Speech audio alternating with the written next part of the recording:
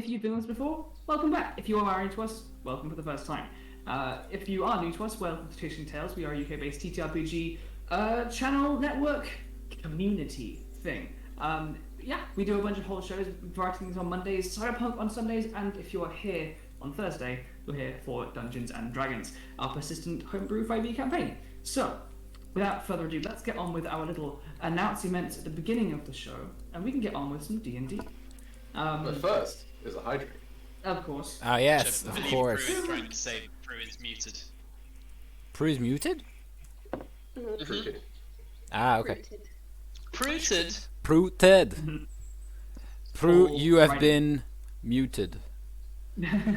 Alright. We, as you'll notice, we are joined by the wonderful Prudence, the circumstance of which shall become clear very shortly. As for the rest, first off, we'd like to say a thank you to our returning friends and supporters, the Cognitive Merchant, wonderful purveyors of handmade leather and vegan leather, dice bags, dice trays, dice cups, and other general LARP and TTRPG accessories. Go check them out. Go with their Etsy, and you can find everything through their website, which is thecognitivemerchant.co.uk. Go check them out. They're lovely and make amazing things. A second thing, you can hear in the vague background the sound of trees and birds. This wonderful soundscape is brought to you by Sword Coast Soundscapes. You can find them on YouTube and Spotify. They make large-scale background ambience and environmental sounds perfect for your various TTRPG experiences, and specifically for D&D, they have whole playlists specialized for various Wizards of the Coast written adventures, including Descent into Avernus, Curse of Strahd, and Tomb of Annihilation. Right, with that, where are the group? Well, coming in from the previous few weeks, the Soulguard departed on a journey. They descended deep into the Underdark, seeking passage to the elemental plane of Earth, on the track of a Zaratan, a mighty Earth elemental, the heart of which is a key component in a ritual being conducted, plotted, one might say, by the evil Lich Queen Kaisa, who has this large scheme to build an undead army, led by a resurrected, petrified Titan. But with its heart, this ritual cannot take place, and so the Soulguard venture forth across the plains to retrieve this component and halt this plan. Where we left off last time, the Soulguard ventured through the roiling plains of the Underdark, venturing forth through the elemental plane of Earth, encountering Dao and natives, navigating the complex situation there, destabilizing a local government within a matter of hours, driving through the twisting tunnels of the elemental plane of Earth, and encountering Lord Isiko, Nighthand, the Death Knight, and the Archdruid Ophelia. They did battle and eventually slew these familiar foes, for the first time, but potentially not the last. Regardless, they pushed on and eventually encountered this Zaratan, being pursued by all manner of hunters eager to get after its treasure, its heart. But the Soulguard prevailed, defeating the various competition, as well as this mighty elemental itself, coming close to death, trapped within its swirling blender-like chest. They grabbed hold of this crystalline heart and conjured plane shift, vanishing from sight and appearing here. Soulguard, as you look around yourselves, you see rising mountains up to one side. You see slow-moving, wide rivers, one on either side of you, by several hundred feet. Tall trees stand in a relatively sparse woodland. Grass and small shrubbery and bushes build up and dot the area around you. It feels like it's maybe midday-ish. The sun is quite high in the sky, and you can hear in the back, hear all around you, the faint burbling of water and birdsong. As you all apparate in this space, there is a large as this crystalline heart that you have brought with you thuds and sinks a couple of inches into the soft earth. Let's have a little reminder of who you are and what you look like for those who are joining us new or those who would like a reminder. Ashura.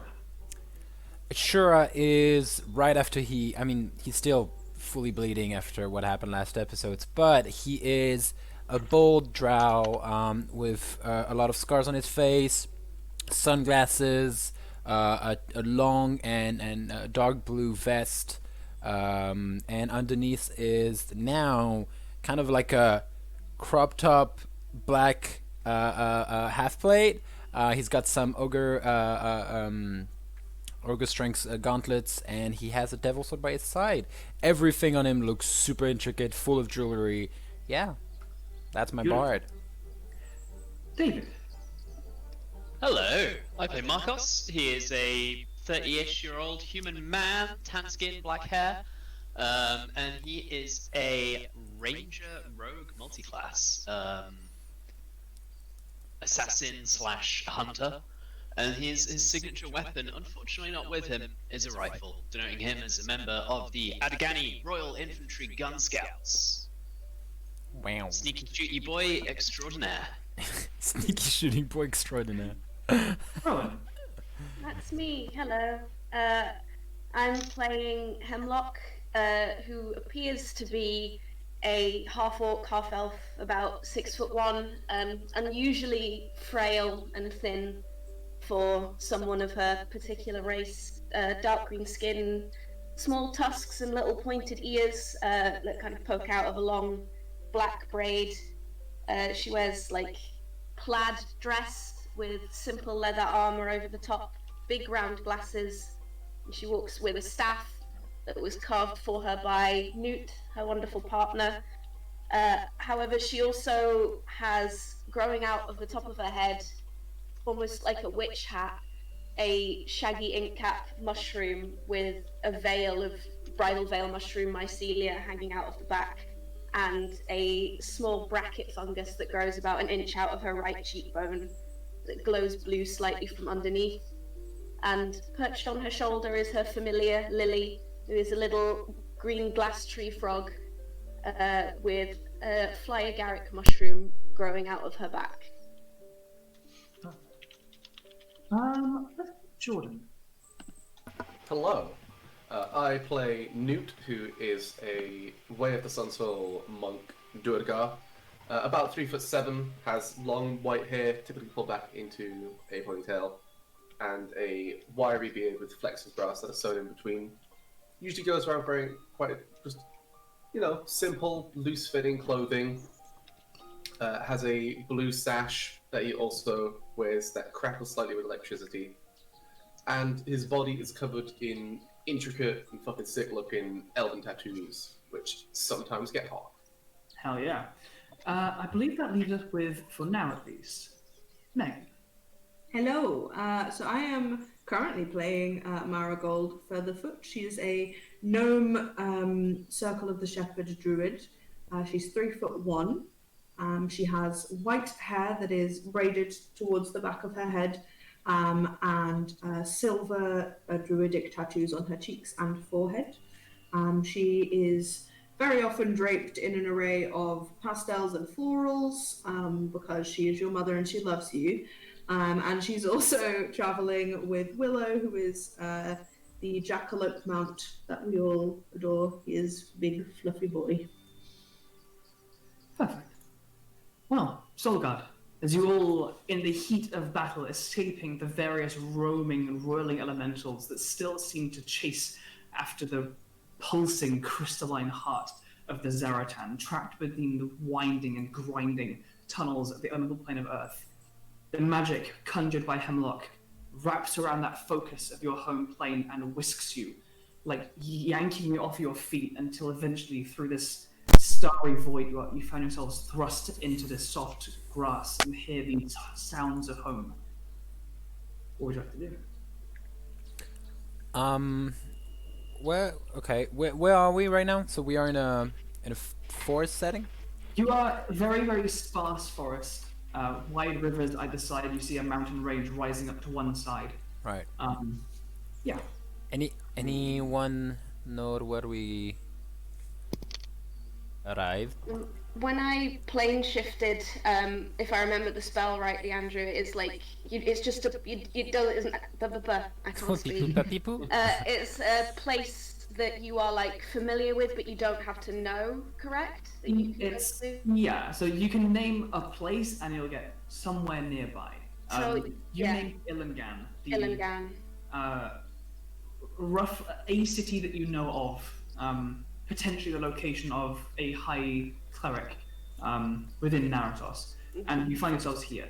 If you'd like to make a perception check, you can have a little look around yourselves to see what lies there. Markos. Is this, would you describe this terrain as favourable? Someone that likes forests? Yeah, I think so. Forest or grasslands? You know what? This is just about right in the middle. Right in Sweet. right in it. Can I make a checky check to get my bearings? Be like, which way's north? Absolutely. Go ahead and make a, let's say, survival check. I rolled a 26 perception. 26 on perception, alright. If Marcus just asks, if Marcus asks where the north is, like out loud, Ashura will just point in a random direction. Definitely there. Alrighty. Yeah. First off, Hemlock, as you carefully begin to take your bearings, your eyes almost squinting now in the daylight, as it has been almost a week since you have seen the sun. As it basks down and your eyes are met with dappled greens and rippling water, you notice among these trees, quite far off, in several directions, you see very faint structures. Far off to one side, you see what looks to be a small tower, but is made of several of these coniferous trees that twist and wind as the walls of the tower, rising, some of them with a slight bend, branches that extend. They are as if Mother Nature decided tree houses were the thing. You see one maybe 500 feet off in one direction, and you catch a glimpse of one on a slight hill that rises between these large roaming rivers, another one. And you see two figures coming towards you. Before we get to that, however, Markos, you are aware that you have aimed to come towards Illigan. You have studied a good number of contoured maps of the Silvern Sea in general as part of your general awareness as a soldier amongst the area. Naratos itself is... I'll just flick you to the main map real quick and just... Ooh, wow. The main map. When was the last time we got to the main map? I mean... if you head to the top left and find yourself to that western corner of Naratos, you'll see the dot there that is Illigan. Yeah, see it. You find yourselves very, very close to that point. You are somewhere almost in the text of where it says Illigan. The mountains you see rising up and the kind of sparse woodland around you seem to be the Nemian Ridge, a set of mountains that are most likely northeast of you. So as Ashura kind of points off into a direction, stating your approximate position, he's completely wrong. He's pointing towards west, and you're like, no, north is definitely that way. Mountains. I just put one hand on his shoulder and grab his arm with the other hand and just turn him in the direction. See? I was right. It was just a matter of perspective, you know? I just want to hop in and say thank you, Wilbo, for subscribing for 3 months at tier 2. Hell yeah! You damn. Means so much. Damn. Also, Marigold cast Mass Cure Wounds. Oh, yes. So if you need it, you get 22 points of health. Oh, thank you. By the way, yes, how we all, thank you, Marigold, for that. How we all looking? Are we all good? Better now. Yeah, that fight was kind of weird. There was so many people. I was not personally prepared for that. But, no, and I could tell by the fact that you passed out. Yeah, and to be fair, you can't say anything. I'm we both had the same idea, okay? Yeah, maybe mine, maybe mine was just more, in the face, but same idea. Literally, you got inside its mouth. Yeah. Real quick, the idea that Hemlock says that Ashura passed out rather than fell unconscious implies that he just got really worried at one point, or suddenly got really scared, just went, Which would be very in character, to be fair. Got inside this thing's mouth, saw the heart, and was like, I can't take it. So dramatic. So dramatic. All right, so do we know the way? Yeah. Do we know the way? Do we know the way? Sure we do. That is not. You are. No. you're fairly well aware of your rough positioning. However, you have not been in this area before, nor do you know like a pinpoint on a map of exactly where you are. However, Hemlock, those two figures that you saw approaching get a little bit closer, and you see basically two humanoid figures, one dressed in kind of beautiful, flowing, whitish silver. One beside them has a head of very long, straight silver hair, and has like cream robes, almost with like a deep green and brown sash, kind of like floating behind them, and kind of like drifting and like hovering in the air. And you see on one side, as they get closer and closer, a very elven figure. This person with long, straight silver hair, dark eyebrows, and eyes of almost solid, like deep brown. Think like Thranduil, but young. They have a beautiful ornate scabbard on one side, and in their hands, they kind of just, like holding their hands together, walking quite calmly, kind of like twiddling their thumbs slightly. And to their side, you soon realize the figure is quite familiar. Yay! Hope. Yay! What might these crowded hoopers recognize? Hey, bitches, I'm back. Hi, I'm Prue. I used to play Hope on this channel. Now I'm playing Hope again for a little bit. Hope is a half elf. She's how tall is she? 5'3", right? Like 5'3" or something. My wild magic surge to Like got really smaller, small. I had forgotten. Oi! You Watch did. it. Like, it's been so She's long.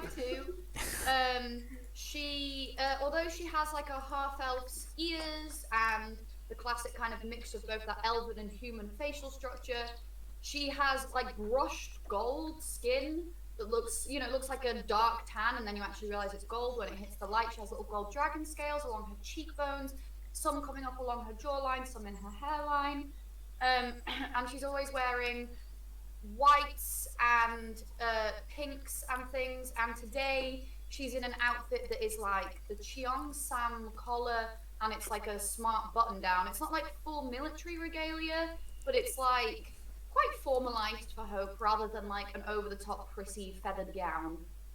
And she has a little bob of silver hair. She used to have long hair, that's why this wig is long. But she cut it all off, and she has a really nice, cute bisexual bob now.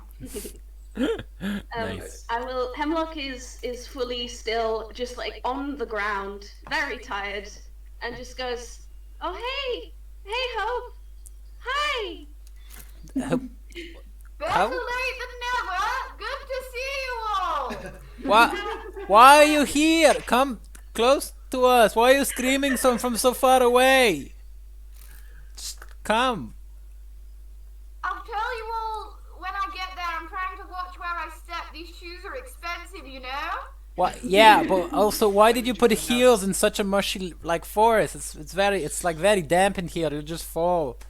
It's like you don't know her at all, Ashura. Yeah, I know. Yeah, it's been 5 days. Okay. Hemlock and Markos, I think probably Ashura as well. You all notice the elven figure next to Hope. Like when you point out the Ti'rel point in shoes, they kind of like glance down slightly and shake their head, and you notice they're barefoot. And there's definitely a slight, not disapproval, but just like, this bitch. Out here. I think you mean it's like this bitch, you know? Well, bit of column A, bit of column B. Yeah, eventually these two figures arrive. You'll see Hope return alongside this elven figure. They kind of give a slight bow. Hello, welcome all to Naratos. I believe, if I'm correct, this is most of your first time. Please, allow me to introduce myself. I am Felocial. I'm a cleric, and I've been sent to greet you all.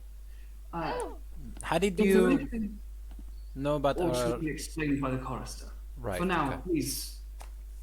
You look like you all need some rest. Would you be comfortable resting here amongst the trees, grass, and water, or shall you prefer to find somewhere with a roof over your heads? Nute is currently just laying on the ground. Right. Ashura is like, tired. Ashura is like looking Yeah. at like Hemlock, Marigold, and Markos, putting fingers on Markos, and be We're like, just- no, roof, right? Roof. Why am I asking? None of you like roofs. Like, Why did you say no? I quite like the outdoors. yeah, I know. I'm the only. Okay, I guess. I'll We take. have our tent, right? We have our big tent. We just get that set up, get the campfire. Oh, I still have Hope's bunting. We have problems here. Perfect. Good. It's so wonderful to see you again, Marigold. Hey, come on now, Hemlock, Nute. And like, I'm gonna like put my hand down to just like pull you into at least a sitting position. I'm not gonna force you to stand up. Yeah. Whew. Well, okay. So I have a lot of questions. I feel like they will be answered later. But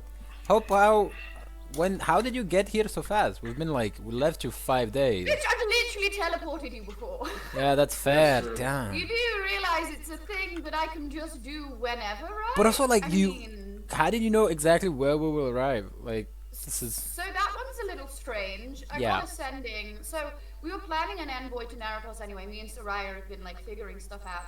And Okay, so so we were planning an right. envoy here anyway, and then that Yeah. was expedited by the fact that I got a sending while I was working on the Arcanium, asking if I would come to Naratos, for it had been foreseen I should take part in the ritual, and like I knew immediately they must mean the maple ritual, right? And she like Right. stumbles over the word maple and awkwardly looks at Marigold.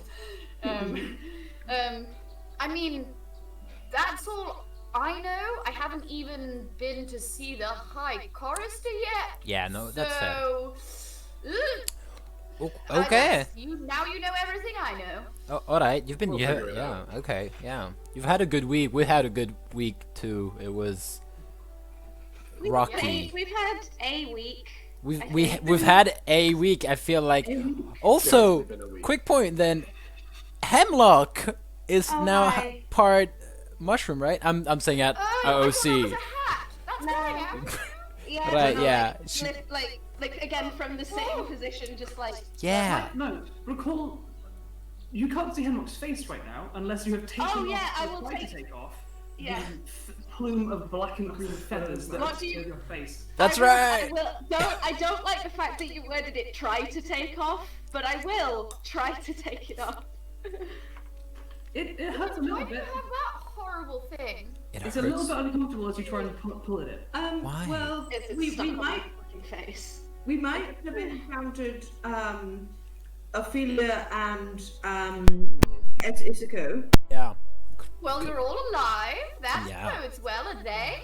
Yes. Alive. They're not alive. Yeah. They're dead. Oh, Well, I done. don't think Isako was technically alive. Well, yeah. Well, I feel like right now he isn't. Less alive than he was. Yeah, Last that's that we fair. saw, last that we saw, Isako was a spirit going off back to wherever it was that he came from, and Ophelia's ribcage made a very nice garden in the plane of Earth. You would say something like that, Hemlock. I'm so glad you haven't changed. I was a little Yeah. upset. I mean, you know, It was a very nice garden. it's Can I Yeah. attempt to get this mask off, or is it Yes. stuck on my face? It's a little uncomfortable, and you Suction. feel that with each night that passes, the fungus that makes up almost majority of your body now grows and overcomes the space. Oh, no. It has begun to interweave around the mask. nice. It has not been there for very long, and so as you pull at it, there is like Oh, it's like you And it sweat does come spirit off. gum. Oh no. I don't want this thing to be stuck on my face. and it does come off. Hemlock, I think Okay. you just need to make sure that you remember to, just like take it off before you go to bed. And, like, Put Yeah. it on when we fight. Take it off at the end of the fight. That's- Yeah. you know, Yeah. Yeah. And every time you take it off, it reveals Skin's precious layer. Yeah. Wow. Exfoliation. I love you all very much. I believe my parting words along the lines of I love you all were very like, please don't mess with demon shit. Oh yeah. Just be careful. I'm not saying don't, but like that was one by Wait. someone who worked for a demon. Just careful, okay? Don't Okay. go sticking random Yeah. shit in your face. Yeah. I mean, who would do that? I mean, come on. Let's just go to the main Hey, Ashura, city. you have those weird tattoos on your hand. No, I don't. I don't. Okay, What? Ashura, Yeah. you're acting funny. What was that? Huh? Alright, I've got something. You're not acting like yourself. Come on, spill the tea. It's the crop top. Look at it. I mean, it just Yeah, you changes my you're life. gorgeous. Those abs deserve to be shaved Yeah, off, baby. I agree. It doesn't really Well, like you did- stops arrows, but you know, abs. So The abs are enough to stop the arrows. As you are all catching up, noticing that a number of you are still evident, fellow Cial, this elf, mutters something in Elven and moves their hands in a pattern, and all of you that need it heal up 21 health. They also Wow. A chunky heal. Thank you. What did they say in Elven? Yeah, what did they say? Huh? that's right. We all speak Oh, Elven. you speak Elven. Oh, man, you're so familiar. You've heard Marigold say the same words. Mass cure. Oh, I cast mass cure. Not in Elven. Massus Wundus Curus. Andrew, can you put the name of the dude in the Roll20 chat, please?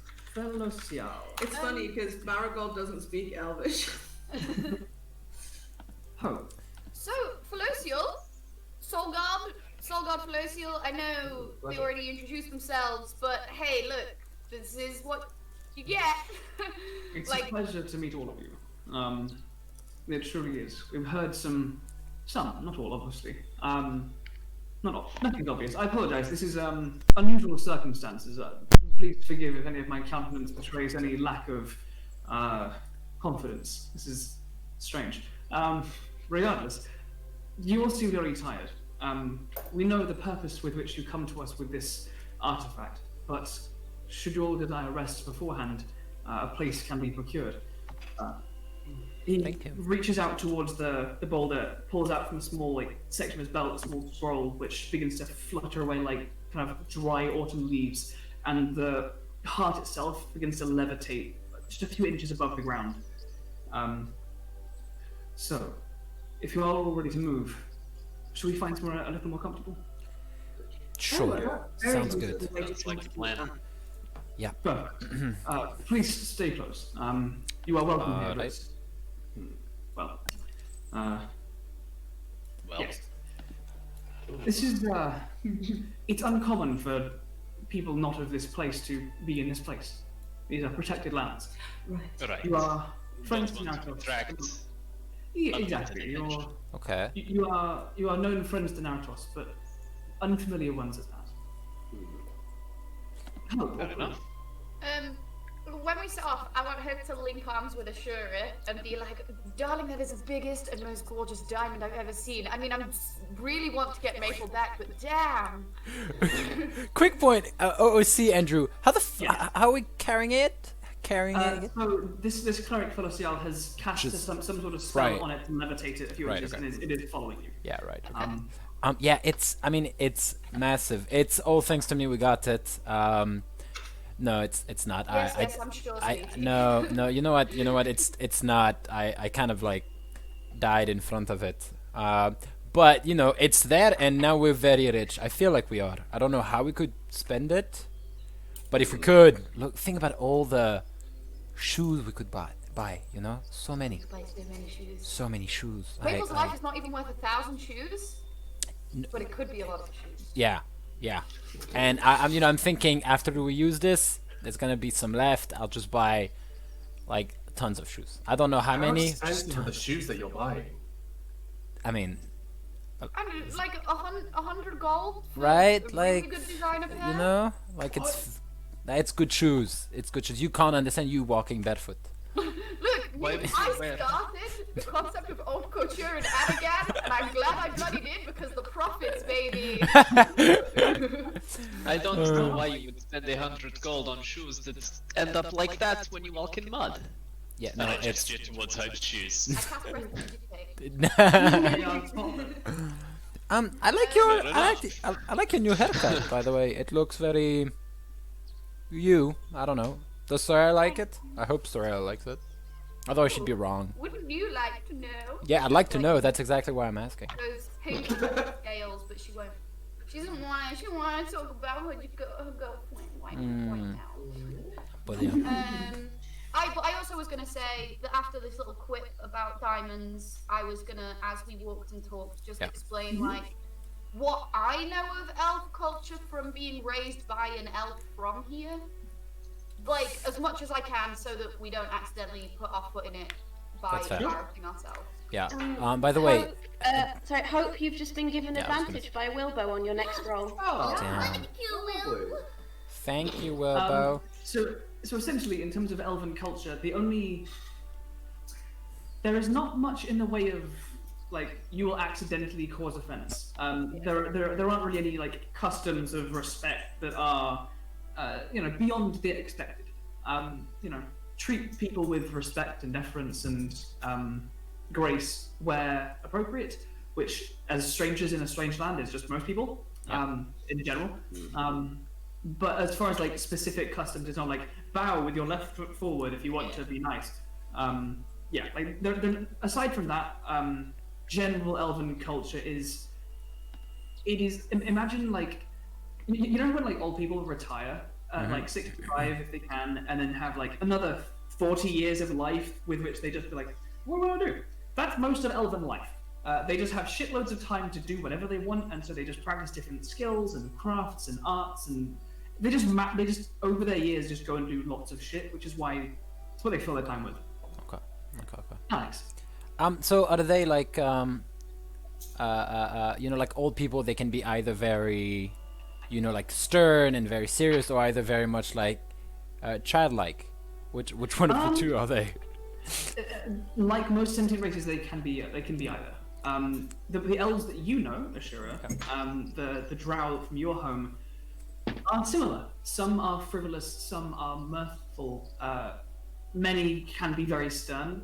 There is quite a common sense of not elitism, but like very strong pride in one's craft. To a degree, in some cases, where people can be kind of pricks about it. Yeah. My skill at glass blowing has excelled in only 50 years, when most would take 80. When most wouldn't even try. People put a That's cool. lot of time perfecting something, and as such, they would become quite prideful of it. But aside from that, not really. Okay.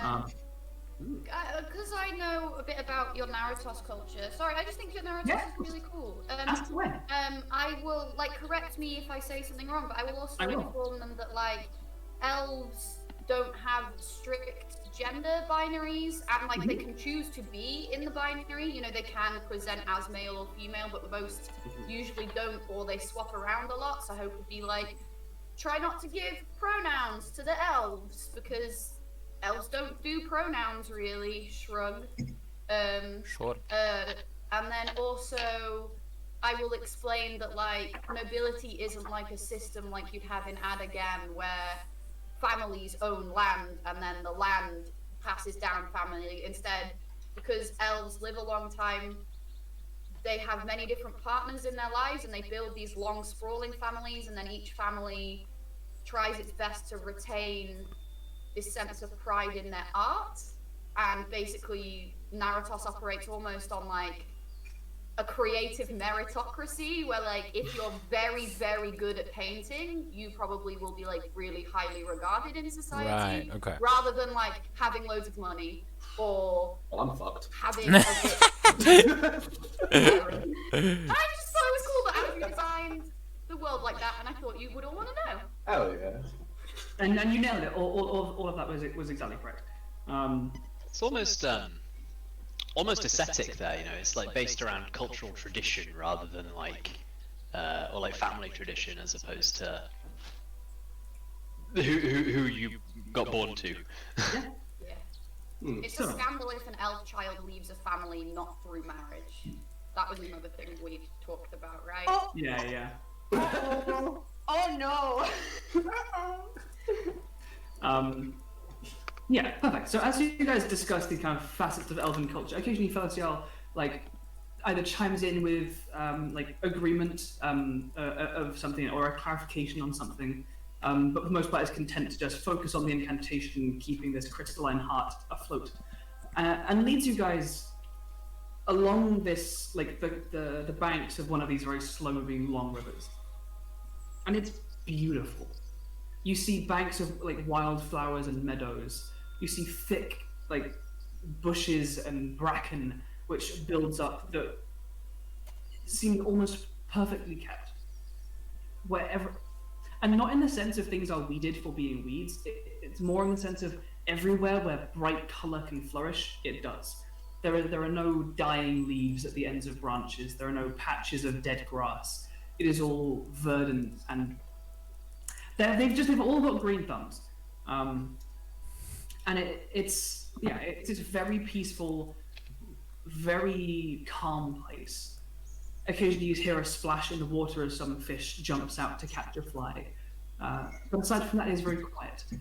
You pass more of these occasional tree houses. You pass some which are made of stone, but in a similar manner, the stone itself is either beautifully carved or is like formed in beautiful like arching shapes that would be very, very difficult to manufacture.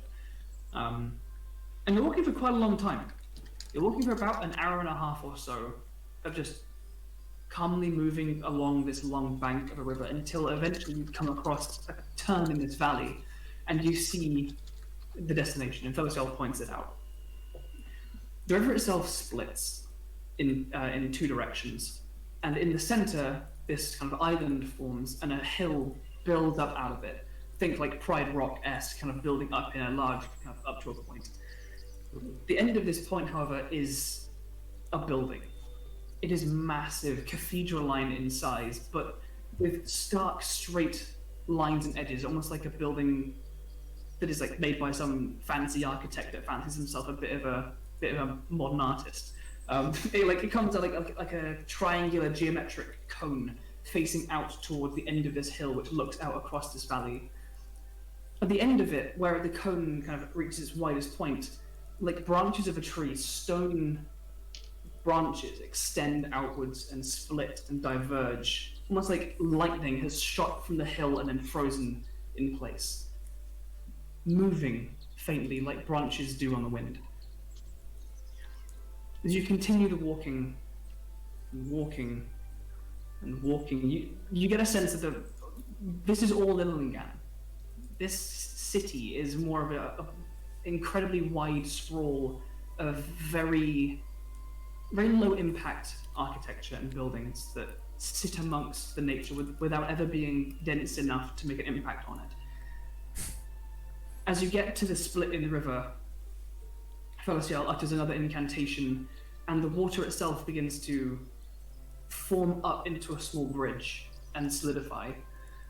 And he begins to sing. He has quite a pleasant baritone, and it hums in and out of Elvish and Sylvan, and as he does so, the water continues to come together and solidify, and it begins to lead you across this bridge that is sung into existence toward this island in the center. Eventually, you find yourselves going up. If at any point you want to interact with any of this or speak among each other, please do hand raise or interrupt. Sure. Don't worry, we don't want to. It's I'm enjoying beautiful. looking around in awe. Exactly. And just being like, oh, I'm so glad to be back with you. Like, you know. Yeah, exactly. I'll just talk, like, we'll just be talking about the 5 days and talking about, like, so much rocks in the Earth of Plane, like, you wouldn't even believe. In the Earth of Earth of Plane. In the Earth of Plane. In the plane of Earth. Right. And so many rocks in the Earth of Plane. Yeah, we'll just bring hope. We'll just bring hope. Like while on the walk, we'll just bring hope, like on track with what we did and stuff like that. How we destroyed the political system of a small city in the Earth, in the plane of Earth. How we met Nute's dads, and that weird little dwarf that kept hiding and just giving weird stuff. Ken. Yeah, that one. Ken gave me shiny rocks. Yeah, all that. So just talking about everything, about the 5 days. Perfect. As you continue to catch up, a path kind of circles around the edge of this island in the center of this large, slow-moving river, and you begin to hear more singing, emanating and echoing from this cone, as if it's a large speaker almost, sending these beautiful sounds. Some of them seem like words, you almost catch glimpses of words, parts of it are just sound. And as you find your way up a path that leads and zigzags up this hill and you enter the building itself, you find the source. at the base of the cone, at its narrowest point, a beautiful archway, flanked by multiple guards in very fine, light, like almost like pale beige armor with like silver accents and like very light accents to it. It is definitely like light armor, but it's beautifully covered in like silver and gold filigree. They all have across their backs either swords. You see one who has a very ornate flail kind of hanging from one hip. As you approach, they all kind of give a slight nod to the head, like a little ensemble of long, perfectly straight elven hair goes as they all give you this little nod. And as you enter within, you find yourselves in exactly what it sounds like, a cathedral. It opens out ahead, and as it widens, you see pews where scores of elves stand, singing, some of them eyes closed, lost in the music, and their song resonates in this chamber. And you see now, as you look out, the end of this building is open, and you can see the valley beyond, and you can see those branches of stone, which are actually walkways, and you see some people walking along them in the distance, drifting and moving faintly like branches on the wind. Flitting about the upper space is a flock of birds that kind of dance back and forth, almost in time with the music. But as they catch the light of the noonday sun as it begins to descend to afternoon, you notice that each of these birds is actually, as they kind of flitter down in this flock past you all, are just stained glass. Small songbirds of moving, animated, different coloured glass of reds, greens, blues, yellows, flit through the space in time with the singing. Felicial brings you to a halt in this kind of entryway where you can see there are several doors and archways which lead off to other rooms and spaces before you get to the main chamber of this cathedral. So, if you wish to rest, we have places that you can do so. Though I understand you may also be eager to begin with your kind of glances toward the gem, your objectives. What is it that you all require? Well, the plan here is to revive our friend's Marigold's wife, who passed a few weeks ago. So, you know, apart from this, do we need anything else? I don't think so, right? We are ready when you are, but Right. if you need time, Ah, yes. it's up to you. I just look at Marigold. I mean, I am perfectly rested. I didn't use up a whole lot of resources on that fight, but if any of you need to rest, that's fine. I mean, do you want to just push it for another day? I mean, we could, you know, she could come back like now if we want it. And we don't really need, like, I'm a bit, you know, I don't have all my powers, but it's not very important. I mean, are we expecting to fight? Exactly. I don't think so. I will say, I like the idea of looking a little bit battle-scarred when we get Maple back. Yes, I like that idea. To make her, It feels want right. to make her think we had to work for it. I mean, what do you mean make her think? We did. Markos, I mean, I'm sorry if the past 5 days were like a scroll in, like a walk in the park for you, but it was kind of not for me. So. Did I get swallowed by Ashura did giant almost die lizard? twice. Like twice, like 5 times. Yeah. We've had a hydrate redeemed, by the way. Thank you. Goodbye. And so, Did I? yeah. But hydrate, thank you. Pergeon. Okay, Merci, BG. He's a friend of mine. He's a French guy. Oh, cute. Hello. Hi. I'm happy to see you, buddy. Hi, Jay in the chat. How you doing, buddy? There's so many people. I think there's Alicia married too. I think I saw her. Yeah, she's there. Hello, Alicia. Looking at my head. Everyone's here. Everyone is here. What a squad. What a squad. Top Damn. Top squad. Number 1. Okay. Well, I feel we should just do it now. I have a question. And I ask the cleric. I'm sorry. So during the procedure, if we give you the diamond, does the entirety of the diamond disappear? Or just like the exact amount of what you need? It's not exact. Right. The spells are fickle in that they will often take what you give them. However, this is an extraordinarily large gem. I don't know if this is pure diamond or a combination of different kinds of gem that may not be compatible with the nature of the arcane components, but I've never seen a ritual cast with this size of gem, so I'm afraid I can't exactly say. Right. He turns around to the group. So, maybe give it some time, try to chip it away. No, today. Yeah, today. Let's just do it now. I feel like it's not, It'd be sad if we lose the. Wait. You do have a point though that you do all look very messy. Like, hi. Hi. Yeah. To see the cat. Hello, Cat Cam. How we get used now. Okay, this is how. This guy. Can you see mine? They're both there. Being created like a prince he is. They're That's void fake. kits. That's right, Wilbur. I like how the two cats have just made a straight line with the big chunker seal as well. They have. Cat seal. Yeah. I was like, look, you do have a point that you do look a little battle scarred. Please let me tidy you up. I mean. And Yeah. I'm offering mendings and prestidigitations, just so that your clothes are tidy and you're clean. Oh, finally, the hair saliva stink. Like, it's disgusting, quite frankly. Look, I got swallowed by a big lizard. I did not like it. If you could get rid of the smell, that would be actually amazing. That's true. I've only been able to provide not the most effective form of bath.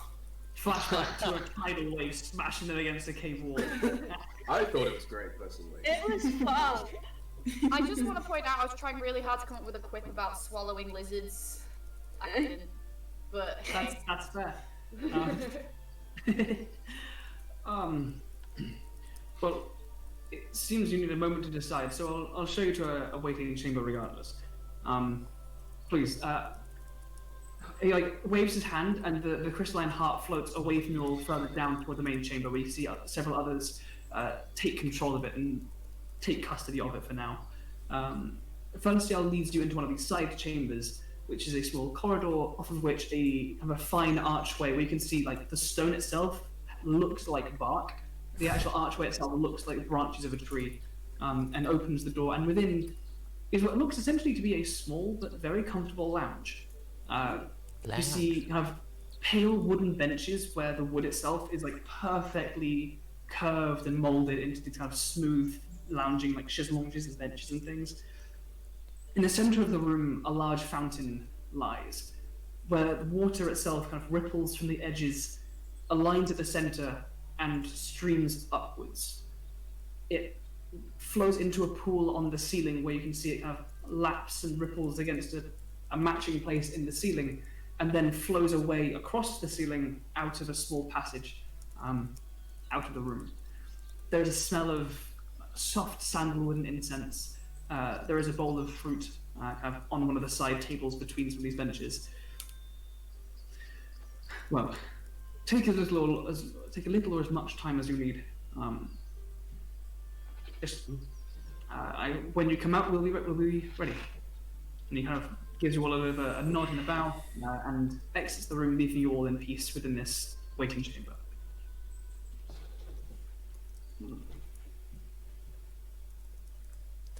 Well, I'm more than happy to just sort of go ahead with it. I was thinking, obviously it is up to Marigold, but last time we did this was for Hemlock, if I remember, and we had little offerings to place. I was the last one to get brought back, wasn't I? That It was a slightly different type of resurrection spell, though. The one that Hemlock did on you doesn't require really a ritual as such. It's more of a momentary casting. The one that had to be used on Hemlock, I believe, was more of a more like this one in that it's an hour-long ritual that does require maybe offerings. I don't know. I can't say I know how to cast this particular spell because it is quite a powerful one. I'm going to be more careful with my wording this time. Yes. Alright, well. Please, no more offering all of your love or memories or anything. Yeah, let's not do that. I think we've discovered that things offered to the spell are taken by it, so Let's just offer maybe like just be a careful, huh? cup of tea, just something, just... Oh, sure, I'd love one, thank you. To be honest, I had an idea, but I'll just need gonna to go go out make for one. an hour or two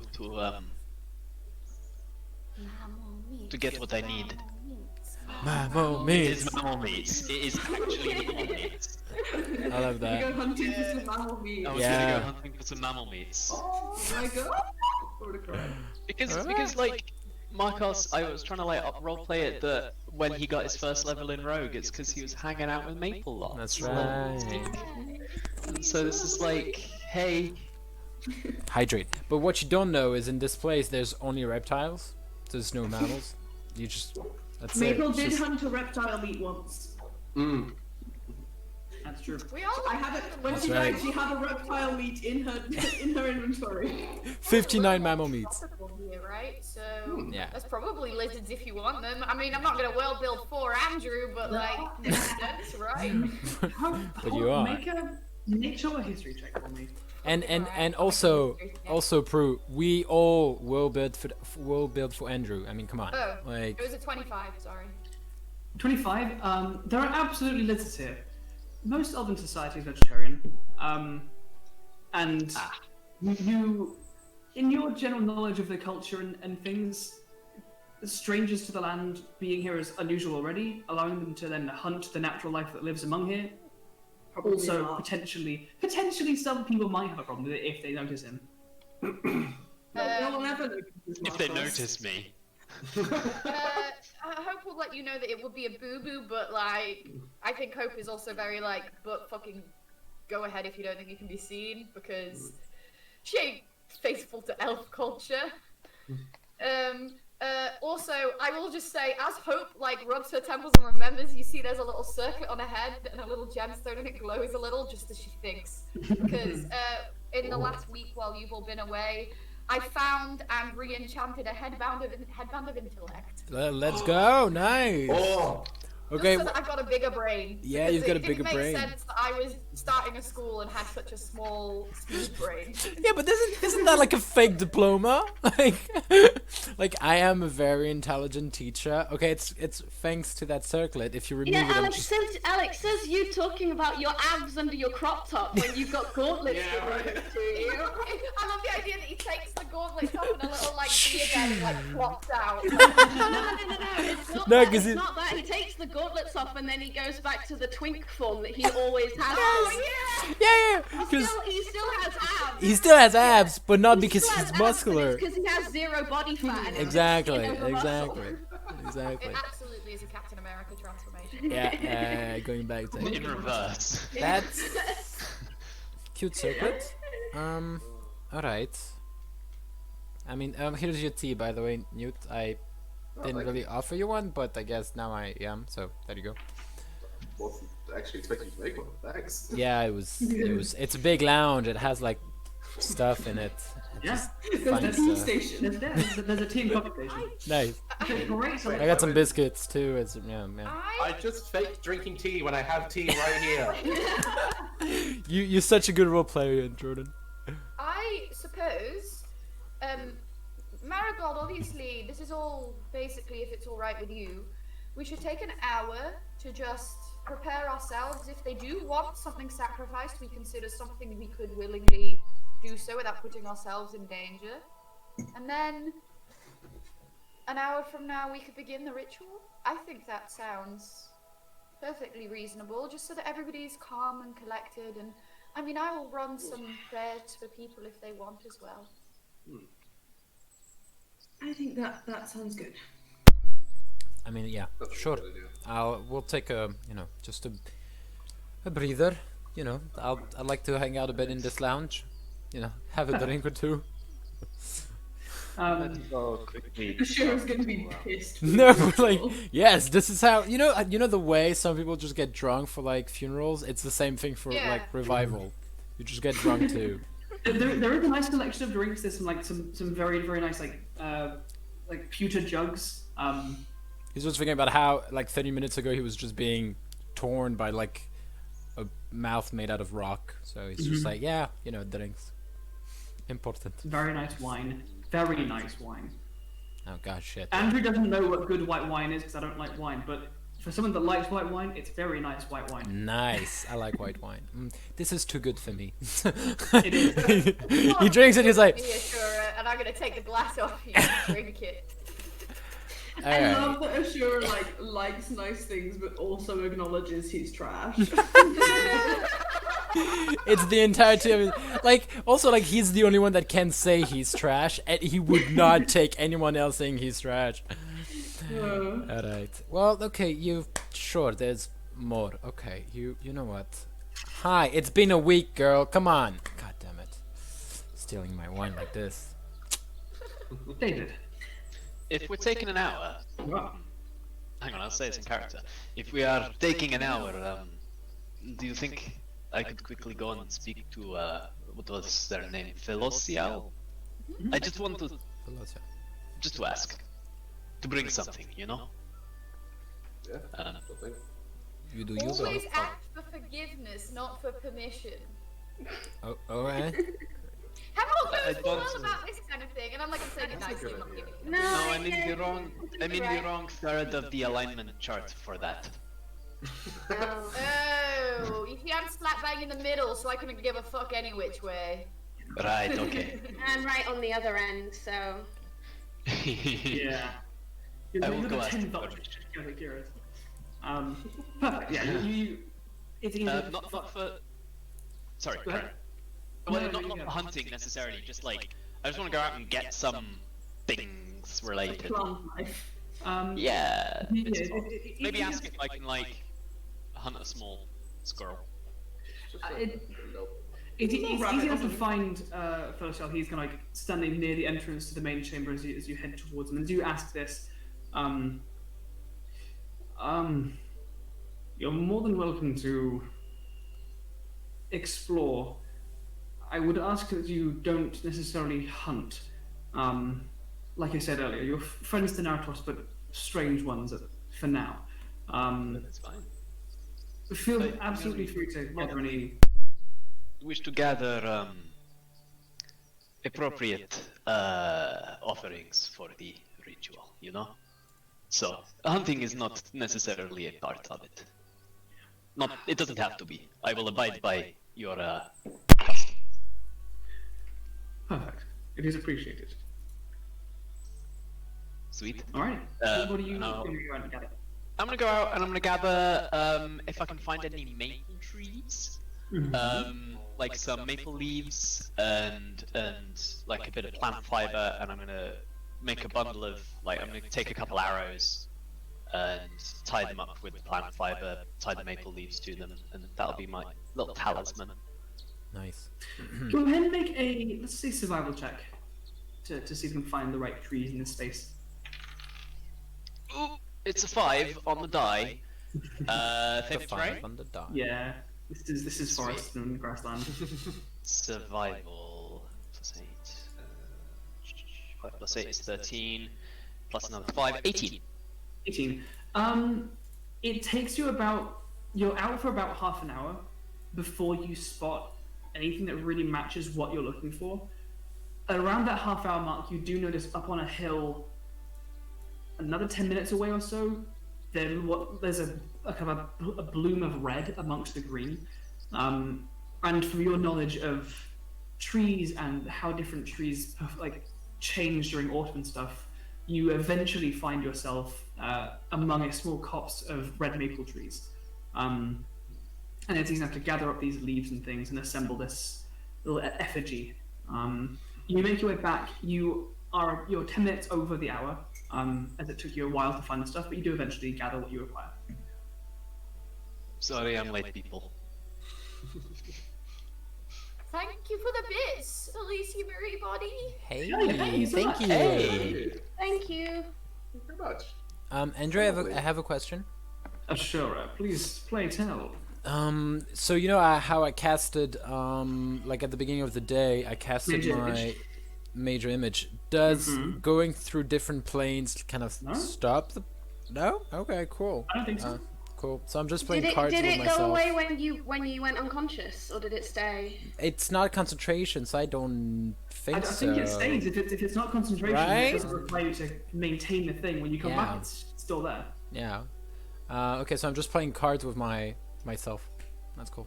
Like fake, and the real one is winning. The bad one, like the fake one, is just like, damn it, so good. You can choose what cards, like. Yeah, it's just fake cards.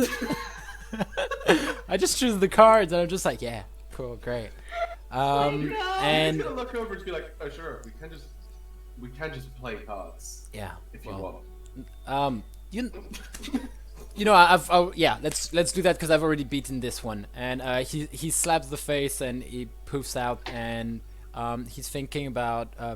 By the way, Nute, what are you gonna bring for today? Like for, are you gonna bring anything for Maple? Cause like I haven't. There's an axe, but I mean, after last time, I'm a little bit yeah, hesitant, so maybe I can just make keep it light. maple leaves fall. You know, like the pun and all that. That was You know, like I'll just make maple leaves fall in the lounge room with major image. Great. All right, I'll beat you at cards now. Do you have a deck? Please. I don't have a deck. Oh wait, hold on. Do I have a deck? Oh, you know what? We can play with this deck, and I just bring out a deck. It's an illusionary one, but you don't know that. Oh, I love it. Oh wait, actually, now, there's a thing. You'll just know when you grab a card, Well, Jordan. no, it's true, but as a Durga, I do also have an advantage against illusions. You have advantage against illusion? Shit. Yeah, as a Durga. Again, detecting them, yeah. All right. Yeah. Okay. We'll, okay. Let's see. Go ahead. I don't know what the save. Go ahead, make an investigation check with advantage. Yeah, fair enough. Against my spell DC? It's a 50. Yeah. Okay, my spell DC is 16. Fuck! I rolled a 16 on the dice, but I have a -1. I don't know where the part is. I don't know where this is going because as I start giving the cards, I'm just thinking when he's gonna grab it, it's just gonna be like, okay, he's just giving out Like cards. thinking like, wait, is he just doing? No, I don't think it's illusion. I think you gotta pack the cards, and then he goes to grab one and goes, oh for fuck's sake. You know, it's like when it's a picture of a card on the table. You're just like hitting your head against the table. And you're like, can't pick it up. Sure. But just as you're like exasperatedly realizing that this is a dumb Ashura trick, Markos re-enters the room with his little wound up maple leaf arrow sigil. Hello. I was just going to ask while this was going on, because, you know, Ashura is obviously getting a bit drunk and being shit at cards and dragging Nute into it.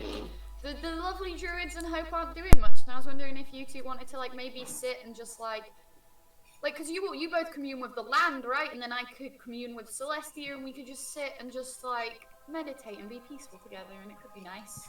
No pressure if you don't want it, but I thought it would be cute. That would be Nice. very cute, yeah. I think that's cute. And also, I was gonna get Marigold to do some druid crafting during this time. Sure. So I think while we're like meditating in our little triangle, she's gonna druid craft a single marigold flower, a little sprig of hemlock, and a white rose for Hope. Oh, Hell yeah, baby! that's so cute.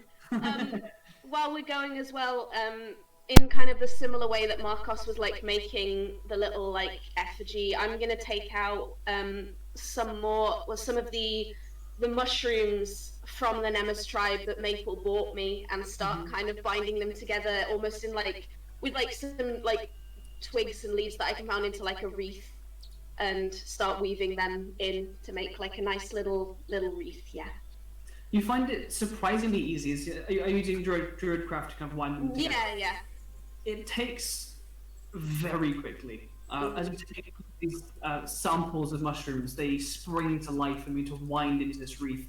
Mycelium and tendrils of their forms intertwining and binding together quickly and strongly, and you end up with this beautiful wreath with different kind of sprouting mushrooms with little kind of branches and brackets kind of coming off the ends. It's a beautiful, colourful display. Nice. Perfect. Is there anything else you would wish to do in this hour while you prepare yourselves, or are you content to? Hope's gonna grab Hemlock's hand when we're meditating at one point, like as in like, you know, not grab, but like we're all meditating. Just be like, wow, I really should get myself some mushroom face cream. Your skin feels amazing since you've undergone this transformation. It's Yeah. slightly Ew.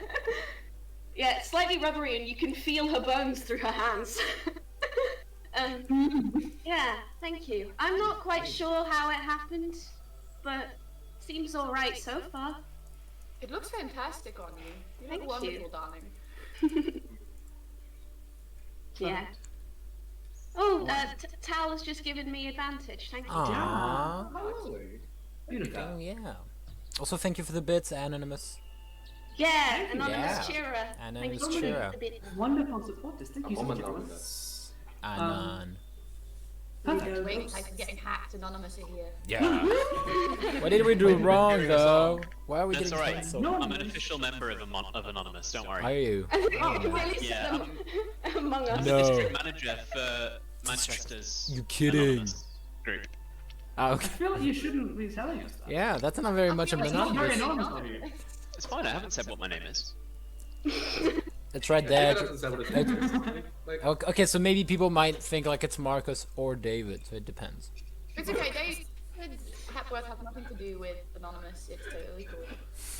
sorry, Alex. The fact that after he said it was the Manchester Anonymous, you were like, yeah, maybe it's Markos. Who knows? That's because there's only 2 names on the thing. Anyway. Manchester Anonymous Regional Commissioner with a K of Secret. Services. Secrets. Secrets. Oh. Nailed it. Perfection. All right. Perfect. Alrighty, as you guys make your way back out of this resting chamber, fed if you wish it, drunk if you desire it, rested if you need it, you find your way back out into the main chamber of this cathedral, the well-titled The Naratos Chorus. The singing has sort of been started as they've moved between songs. Some of the elves have left, new ones have come. As this kind of, there is always someone in there singing, but people come and go throughout the day as they choose. Felociel is waiting patiently as you return. He stands up and comes to welcome you. All right, is it time to begin? Marigold. I think so. Very well. He knits his fingers together, pulls up his shoulder. He pulls up like that sash of deep green and brown leaves across his shoulder, and you can see the end of it. The end of this kind of almost like a scarf of leaves is still like kind of flitting and dancing off just like a few inches off of the floor.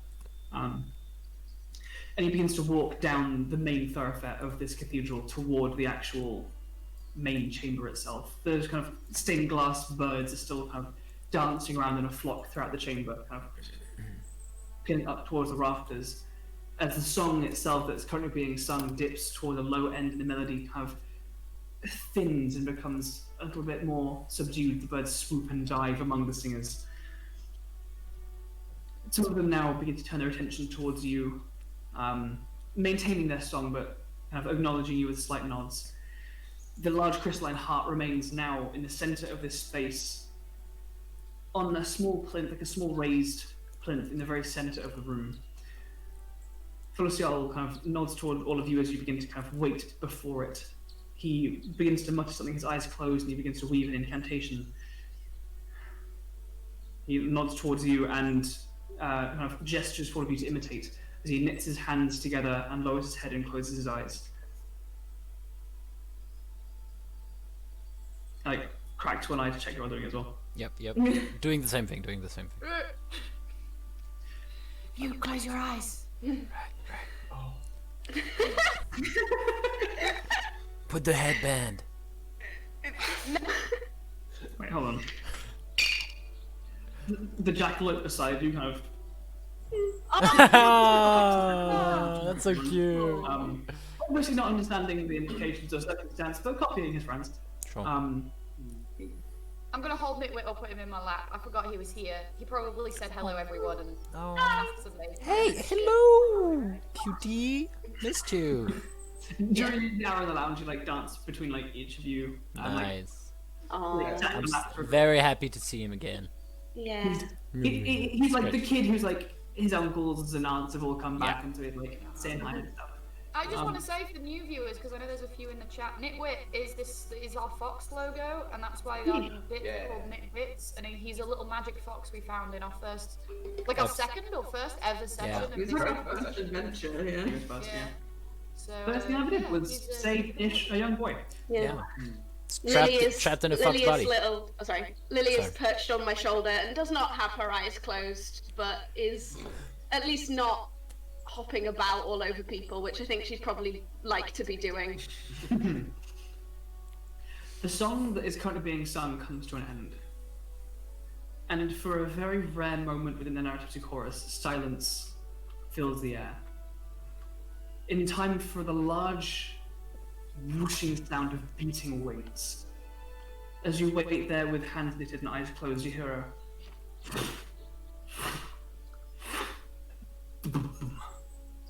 a padding sound across stone comes towards you, and an exhale of breath with a deep, rumbling growl emanates so great and forceful that even though you can tell and hear the padding of the feet is at the entrance of this chamber, you can still feel each kind of like burble of the growl echoes within your own chest.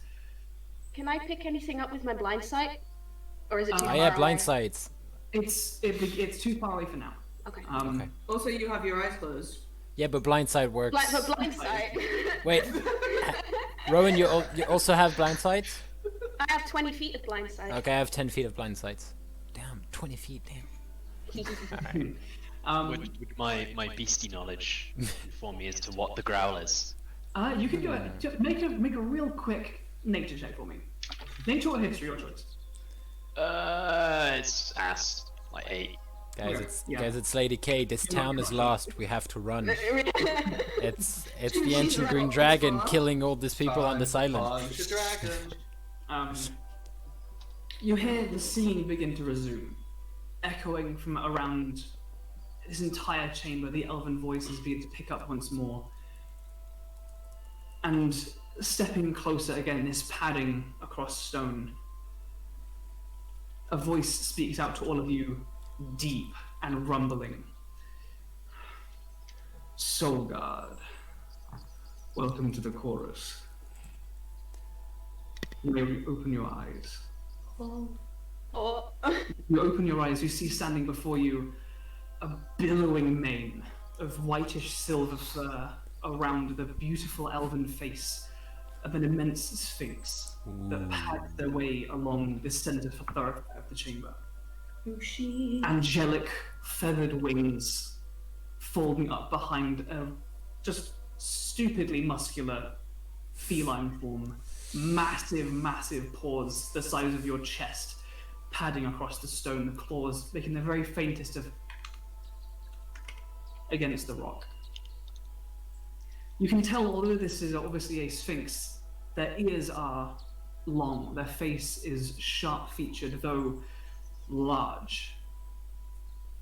And you see this immense sphinx come towards you. Wrapping around part of their form, you see kind of sashes, not quite robes, but like the adornments of silver and gold and white. Decorations. Yeah. Hanging around the neck, you see a large kind of jeweled necklace of kind of mostly silver with a few elements of like rose gold, small diamonds and sapphires kind of dotting each kind of like alternating feature of the necklace.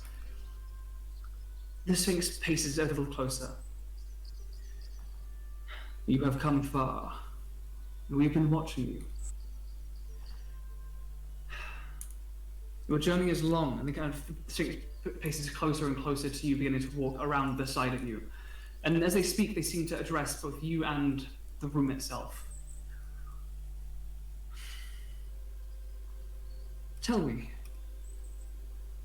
how are you? Curl back around you and begin heading back towards the kind of that front and center area. Pretty tipsy? Hope elbows Ashura. I don't know. The large elven face of the Sphinx kind of turns towards you with eyes that immediately betray judgment. But then a faint grin cracks at the side of the mouth. Judging you. And as they continue this kind of slow, melodramatic pacing around the room, waiting for more. I look at the others. Hope does a deep curtsy because classic shit, you know. And is like, I would know the name of this creature, right? You would, yes. You would know the name of the High Chorister to be Valanthe of Elalere. Okay. Can you write that down? Go in the chat, please. I literally, all I heard was Vala la la lilu la la, and then something like that. Alalare, as in, remember that thing that we As did? in the fall of Alalare. As in the fall of Alalare. Vala la. Oh, right. Yes. Remember? It's all connected, gang. Everything. It's almost like it's in the same world. Almost like it's the same word. In my D&D, impossible. Impossible. And Hope is like, thank you for gracing us with your presence, Valanthe of Alalare. Kiss ass. I am well, but my friend's exhausted, and I believe we all greatly crave to be reunited with Maple. We do love her so dearly. And I, like, from my curtsy, look up at Marigold. I guess I look up at Marigold, but it's not long before I'm back up to being taller.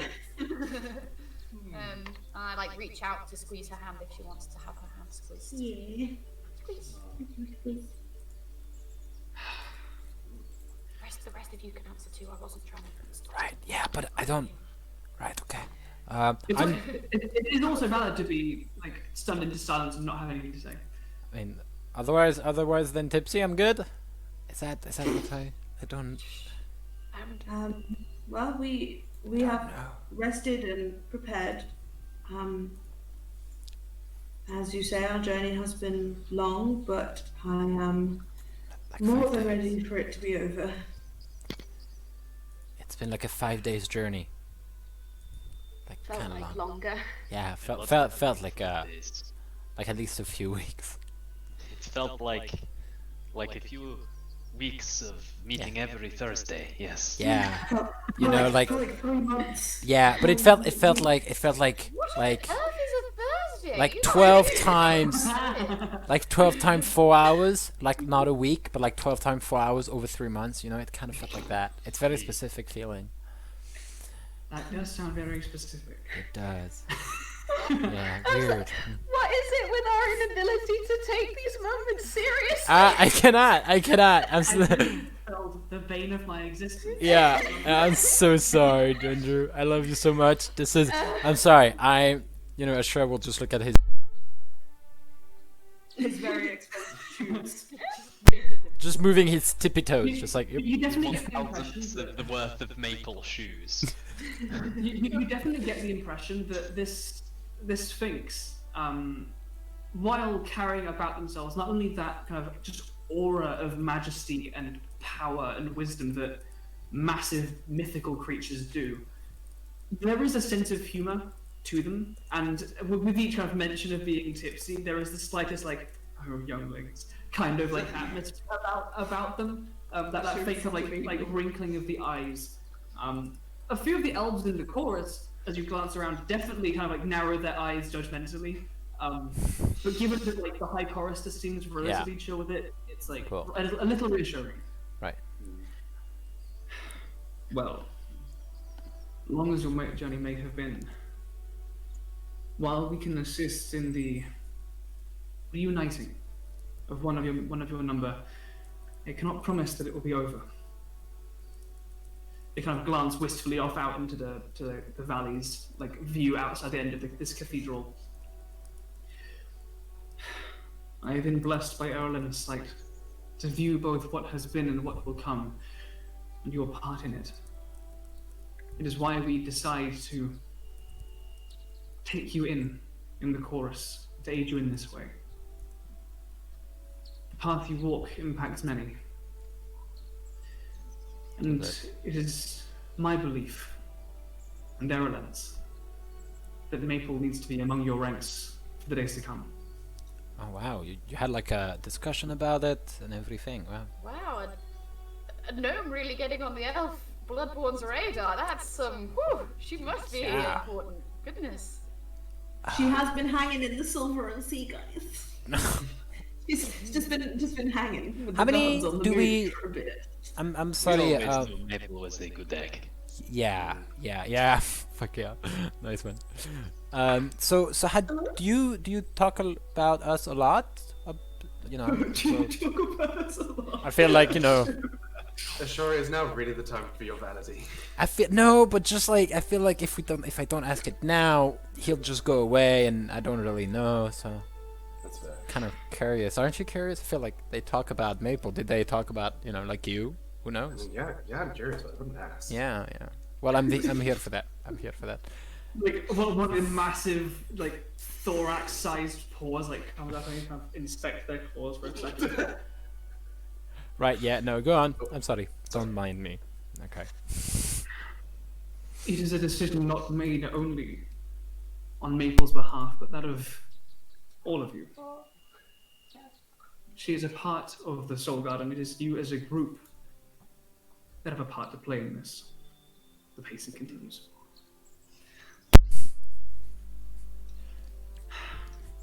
Are you all ready?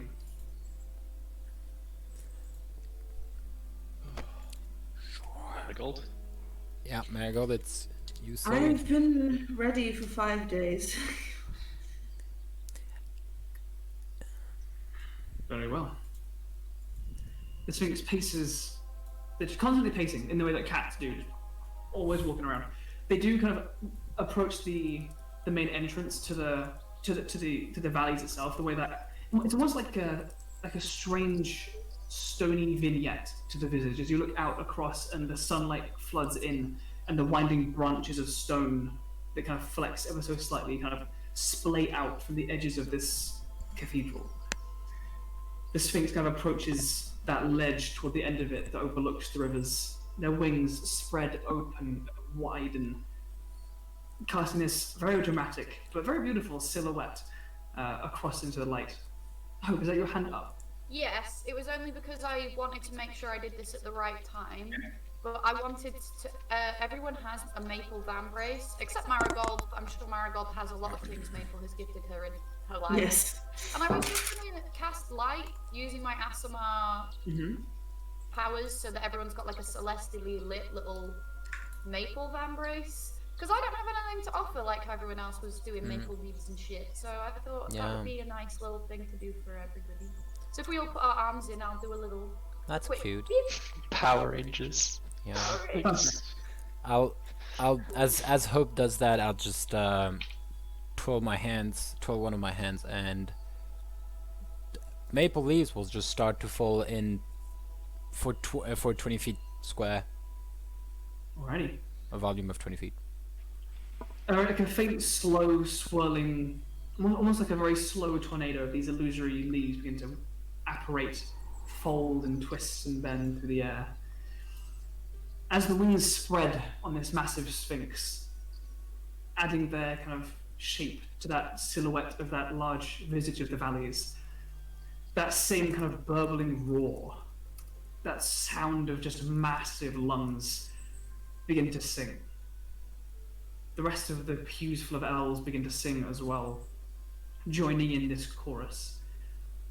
The reverberation and volume of the Sphinx's singing is almost unbearable. It is beautiful. It's almost terrible and frightening how powerful, like the bass begins to shake in the rock beneath. I see you guys in the chat doing little shit. You guys. You'll see as the stained glass birds that flit around this chamber, that have been kind of darting in and diving and swooping throughout, begin to swirl around this large crystalline heart, tighter and faster, and tighter and faster, and this song goes on, and on, and on, and you begin to get comfortable standing around for a while as this spell seems to have it's a long thing.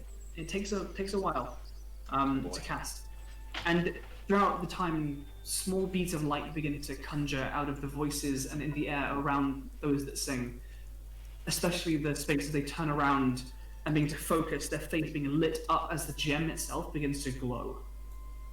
Whitish at first, drifting to yellow and green, pulsing in these different colors as these small stained glass birds spin and whirl around it, until you lose sight of the birds as the light grows brighter and brighter. 15 minutes pass.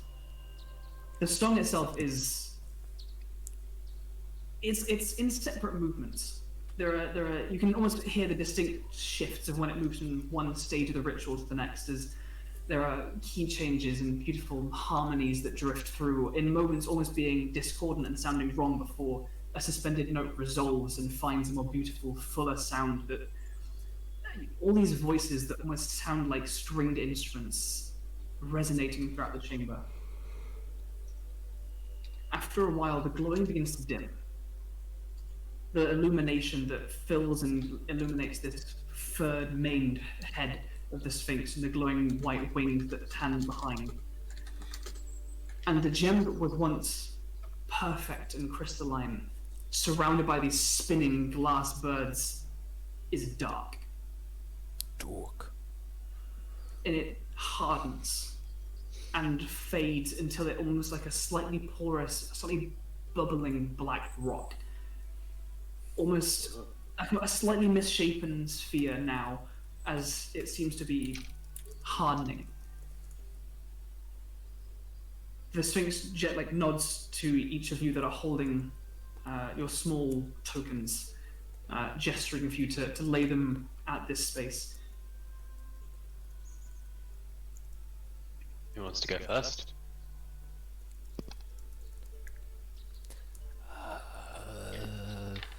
So are we meant to be putting our tokens in space? Sorry, just to... Yes. Yeah, I'm gonna... I know this is not how these spells work and I don't have dancing lights, but if you will permit me, DM, it's just aesthetic purely. I'm gonna try and lift the light off everyone's vamp brace and be like, I offer the light of the Celestials to bring back Maple, and I will put the light as my offering. It drifts off, and you kind of question yourself whether or not this is going to work. But as you speak those words, the light, almost like liquid, almost like mercury, drifts and drips off of the leather, and begins to kind of spiral and turn in the air, like someone has poured out water in space, and how it globulates and shifts. The light comes together and drifts into and onto this kind of blackened rock, and then dims as it seems to seep within it. I'll head up and I'll take the wreath that I made with the Nemesis tribe mushrooms and say, I offer parts of the weave that she was so close with and so kind enough to gift to me, and I'll place it on the stone. Alrighty. This kind of colourful, beautiful wreath of fungus lays across the rock.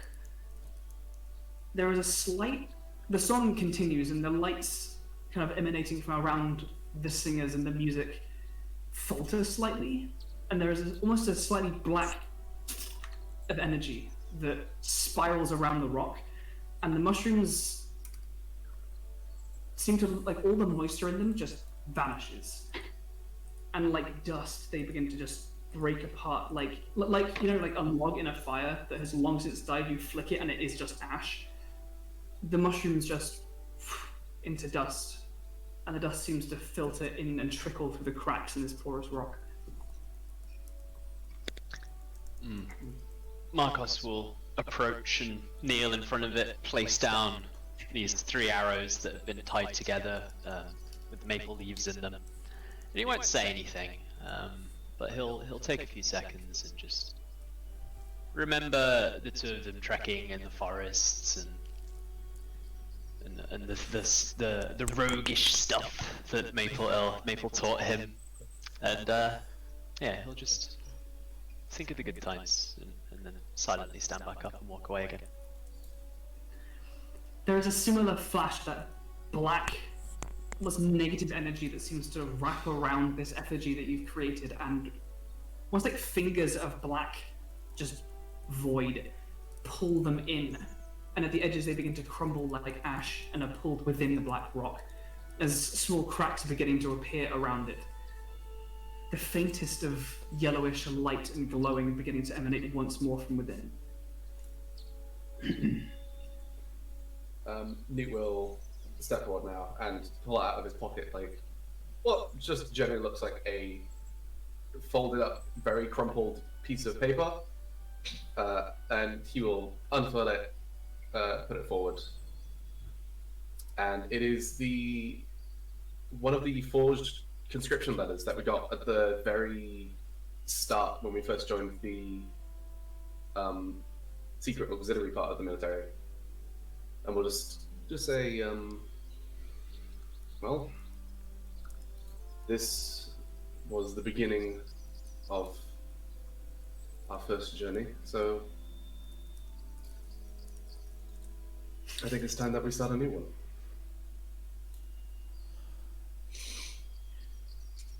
As you lay it down, a slight orange glow ripples across it. The same way that, like, when paper is on fire, a glow kind of emanates and ripples throughout it as it crumbles into blackness. The ink fades from view as the paper crumbles into ash, and it begins to fall toward the floor. But then an invisible wind whips up the dust into a small coil that is snatched in by the rock, and the light begins to glow ever so slightly more. Is there anything else?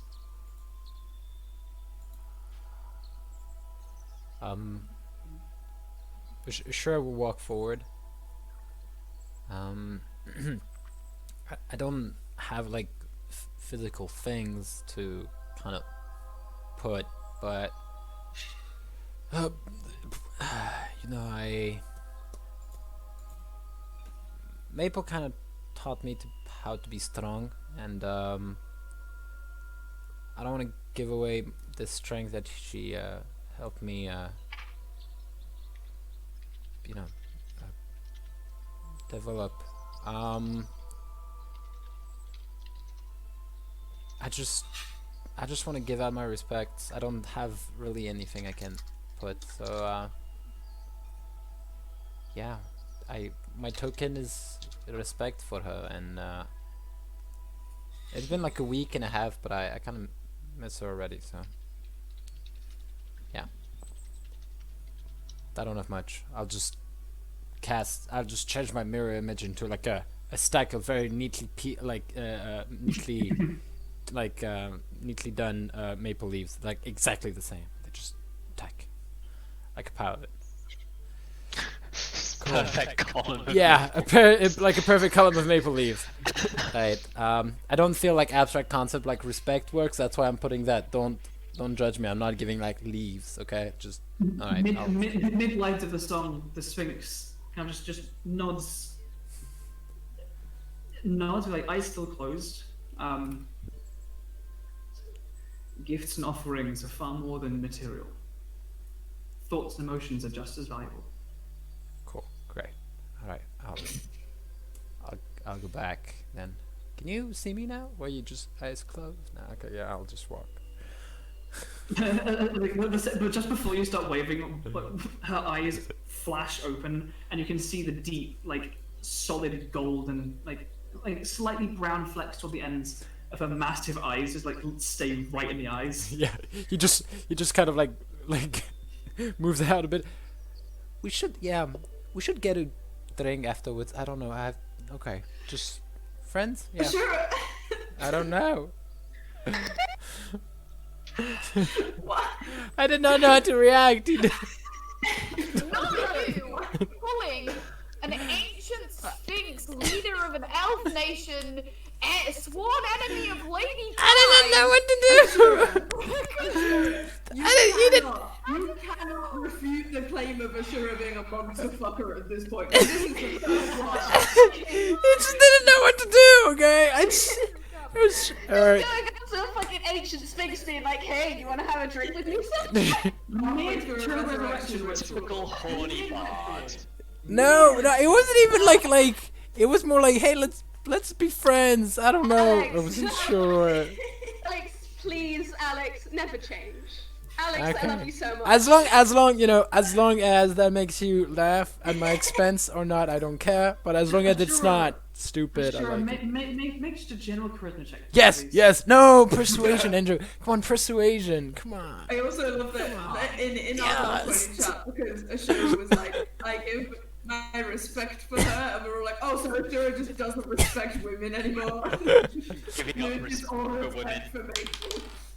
Also, Okay. while this role is happening, Prue has redeemed advantage for you, Jordan, for that roleplay. I don't know Nice. if it's allowed, but it was very, very cute, and I thought Jordan should have a little inspiration as a treat. Aww. Just knowing players can't redeem that stuff, but alright, fine. So if it's persuasion, it's a 15 plus 13, so it's 28. There That's is a yes. absolutely a look of, are you serious right now? In the Sphinx's eyes, I don't which know. just about softened to a this idiot. Kind of Which- hope immediately Which is good enough. like comes up and puts a hand gently on Ashura's shoulder and is like, I think you've done enough, dear. Yeah, no, you're right. You know, I kind of lost track of where I was. Okay, yeah, sure. And Alright. I offer like a small bow of my head to the Sphinx, just in a kind of like, not an apology, but like a, hey, Ashura, right? Right. Like, Sorry. Like the massive main head kind of shakes slightly as the eyes close and they continue to sing, still casting the 9th level spell they're doing for you for free. Yeah. I'll just stand behind you guys, okay? You know, As you step back, this kind of dark sphere of rock that is beginning to crack, and the slight kind of porous elements to it begin to shine little rays of golden light throughout. The song continues. Like people hand out glasses of water and stuff. It goes on for a full-on hour. I didn't make an offering yet. Don't please go ahead. Sorry, in that mess I lost track. Yeah, Marigold will step forward with almost like a bouquet of the marigold flower, the white rose, and the hemlock that she made earlier, and also a bunch of the like healing herbs that she has, and all of that kind of stuff. And she'll set it down and be like, well, aside from all of this, I suppose I can't offer much more than the love she already had for my entire life.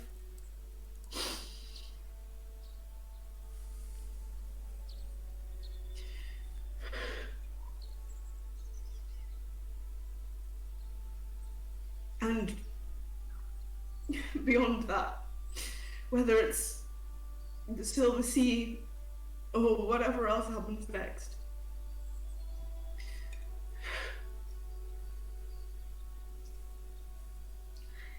she will like step away. The small bouquet lifts off the ground ever so slightly and kind of floats, and you can see that slightly kind of like blackish, voidish energy begin to crackle around it. And the small part of your heart begins to twinge slightly at these offerings being disintegrated in this ritual. As this little bouquet of the white rose and the sprig of hemlock and the marigold flower, still in mid-bloom, hover beside this rock, there is a crack of stone breaking, and a small hand bursts out and grasps the small bouquet. As it does so, the cracks begin to spread, and the light begins to dim, as fragments of black rock, like a shell of a large egg, begin to just crumble into dust and ash and fall away. And in this cloud of dust, as it still kind of hovers like mist, as the song begins to come to an end, who's standing there? Well,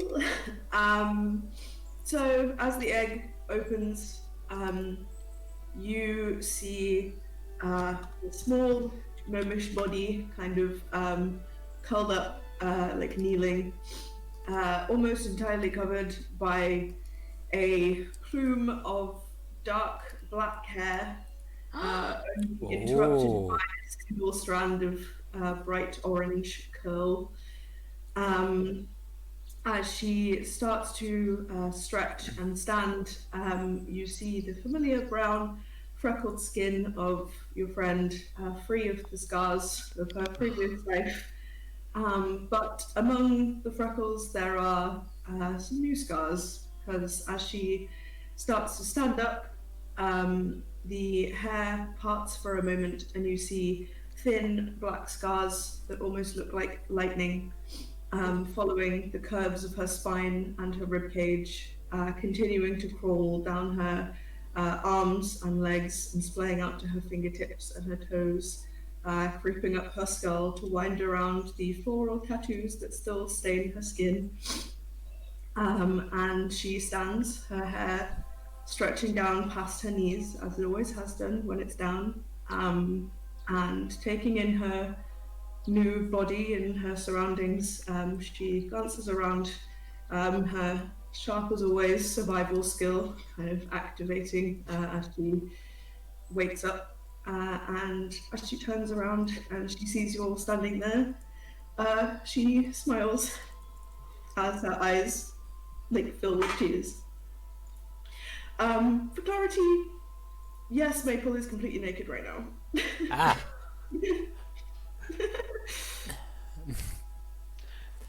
We've all been in the hot tub together, it's fine. Yeah, we have. Together, it's fine. Yeah. And every character does have a set of robes over their arm, and as this kind of comes to a conclusion, just stand there and offers them out. Yeah, she'll take. She pushes it aside and just walks like a boss. Naked. So she will take a robe or whatever is offered. It's very light. It's very nice. Very soft. Nice. Silky. Hi. Hey. I don't want to interrupt whatever Marigold wants to do. Sorry, Meg, I know you're having to RP two people right now. I know. Why did I do this? But unless Marigold is going to run forward and they're going to cuddle and kiss, I will initiate a group hug. But if the wife wants in, the wife can go in and I will wait. You just huddle and just wait. We'll be more than happy for a group hug. It's okay. Yay! Yeah. Maybe put Marigold in the middle of the group hug, and then everyone else is just and they just make out in the middle of us. It's kind of awkward. It's just okay. Yeah. Wow. As we all leap into a hug, can I activate one of my wings for the day? And let everyone in golden wings. Aww. Like a little cradle. Oh.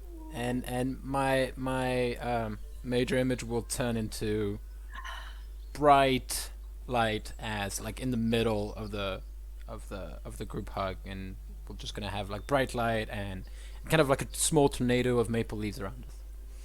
There's the kind of again semi-constant smell of sea salt and herbs and sweet rot that envelops everybody as yellow and blue spores kind of float around in the tornado of leaves. As golden light bathes the space around all of you,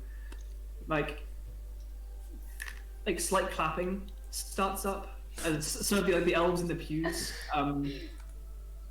applaud both you in celebration and also the High Chorister for performing this near miracle of very advanced spell. utter resurrection. Butter. As the spores and the smell of sea salt and herbs swirl around you, and light and maple leaves in their illusions swirl around you in this small tornado, as the Soulguard, once again, in their entirety. I think that's the first to go. Yay! David in the rotten feature. Like, Krista, you got her hair color wrong, doofus. We're gonna take a half-hour break. They're take care of themselves. Yeah. Get a drink, get a snack. We're gonna be back here in half an hour, so get back here at about 10 to 9. For now, thank you so much for being with us. If you are enjoying yourselves, good. That's. Thank you so much, everyone. For I the hope you cheers do. And the subs and support and stuff. We love all of you guys so much. For those guys watching the VOD after the fact, this is a specific hey you. Nice. How's the future like? Tell us about it. I mean, Yeah, you let us know. Did I do okay on the editing? I hope It was so. okay. Oh, nice. Well, if you edited it, they won't be saying necessarily this bit. I don't know why you did. I can leave Anyway, Bit. can we have a break? We're back in 30 minutes. We love you guys. We'll see you guys soon. Bye bye. Alex. Yes, it's me. Sorry. Well, pause to check. Yes, we're we here. heard? It's live. we heard? Yes, we can. Don't How worry. are the levels, chat? They're not supposed to change from Oh, what level we've done. 13, I thought you'd know that. Yeah. No, it's cool. Also- Tally is. Tal just says no audio for I know, everyone because it's So the there's time a split. 5 second delay. Yeah. Oh, there's a 5 little second delay. delay. Can I also just say, Tom, with your uwu copper voice, you're on thin ice. Oh. Hello. Hello. Little license for that wife. For that noise. I don't know what's happening. It's You good. Let me know when you guys want to play some D&D. I'll Okay, cool. Okay. Are we ready to play some Dungeons and Dragons?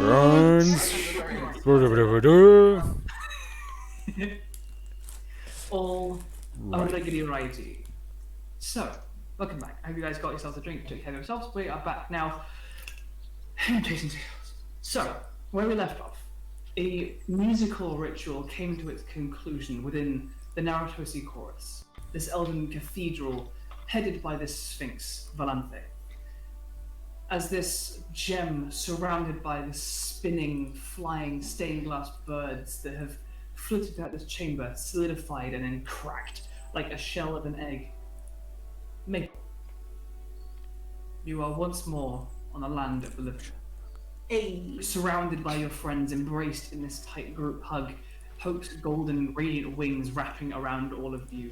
That smell of hemlock's fungal aromas, but in a good way, permeating around you. What would you like to do?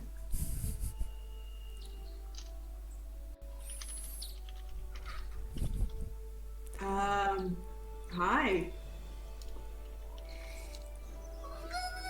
Welcome back.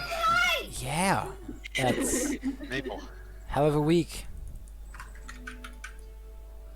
Yeah, what day is it? What? It's First time been resurrected, I see. yeah. It's been 30 years. Oh, Yeah. Sure. you're looking very good for 30 years having Yeah. passed. Yeah. It's been like 2 weeks since. Not even. Less than Like a week and a 5 half. a days. week and a half. I guess. I can confirm Maple died on the 18th of her lifetime. It is now the 27th. Well, Oh, okay. should we put like a slash on your tombstone like next time? Like we'll just like a short amount of time, 5 days. I don't know. Do I have 2 birthdays now? Yeah, I don't know. I mean, I have 3, so I think that is how it works. Yeah. I don't fair know enough. unless you count coming out of the heart of the Zaratan as being Yeah. born. Yeah, that was badass, I Maple. mean, I am Just a naked. little like hatching I mean- from an egg. Right now, you wearing a cute dress robe, but Birthday suit, yes? we need to get you some like Maple clothes because this is not totally your aesthetic, and this is problematic. I mean, also, I probably need more than a robe. Yeah. Yeah, let's have a look and see if you're wearing any specific clothes. And I look at the bow. Make an insight check on the bow. Oh, it's not bad, guys. That is a 26. 18 plus 8. You see what has been before clearly laid out.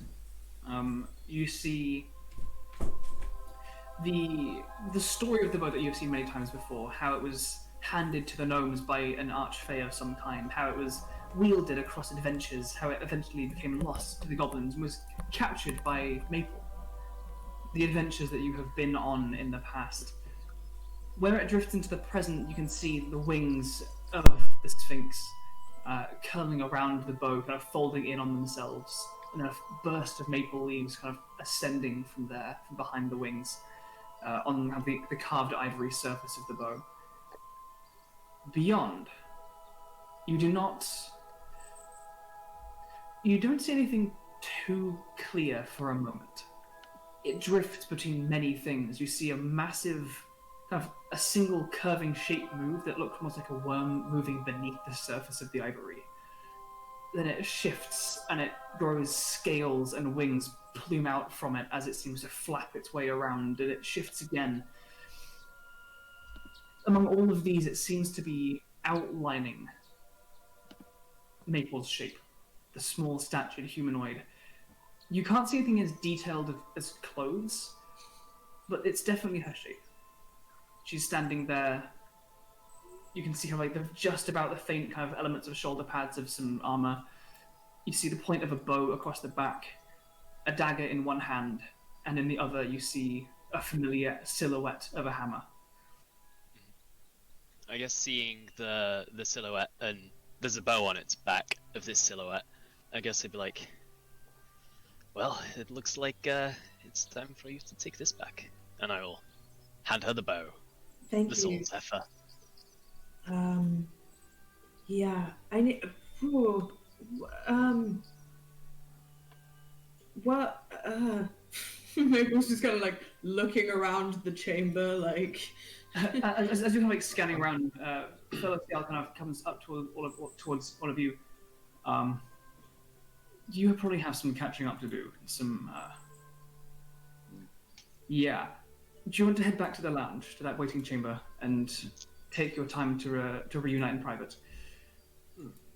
Sounds like a good plan. Yes. Could you please bring a set of just soft clothes, and I reel off Maple's measurements like that because I definitely. Featherfoot's like, what? Yes, sure. I'll try. And kind of Just like large gnome size is fine. got it. Excel. So, please, this way. And he kind of leads, like, gives a deep Need to bow be able towards. to fit my biceps in. He gives a deep bow to Volante, as the large sphinx kind of like nods, stretches. Her big claws like come out from her mouth. The claws come out from the paws and kind of dig into the stone ever so slightly. So she kind of leans down for a big cat stretch, and kind of gives you It's a little catto. a big cattle, but still. I'm imagining a sphinx doing this, but tail just straight in the air. And it's like, Yeah. Like arch up and stretch. and because Cat has obviously pointed butt directly at someone, and then like, Yeah, please. So, like, a couple of the elves at the end of the pews like look down respectfully. But as Volante kind of comes up from this stretch, kind of cricks her neck, gives you all a bit of a nod. Her eyes are fixed on you, Maple, and begins to pad and turn around. The wings stretching out and begin. Wait, before you go. The wings kind of fold, and she turns slightly. Thank you so much. We are indebted to you. We are Yeah. so grateful for everything you've done. You are truly as wonderful as all of the stories of Naratos have told, and the Soulguard. Thank you just doesn't feel like enough, but it's all I have to offer you. And I will do another hope curtsy. What she said, but yeah, thank you. You didn't need to help us, but you did. So yeah, thanks. Your thanks and grace is appreciated. But it was bid by Erlen, and thus I did have to. And I'm glad to have done so. Ah, okay, cool. Better. I Yeah. wish all of you luck on the journeys and trials to come. For now, you have a moment of respite. Take it. With that, they return to pacing away, wings outstretched, and they kind of lazily hop off the ledge, and the wings catch, and you see this large winged creature begin to sail out across the valleys. As they fly away, I'm just like, we could use help against the Lich Queen. I mean, you can just hang with us and just fight. You're gone, right? Yeah. Bye. Yeah. Did we miss an opportunity here to just get? Oh wait, Ashura, did you get their number for drinks? Come back! Wait, the drinks! Damn it! A hand kind of rests on your shoulder as yells.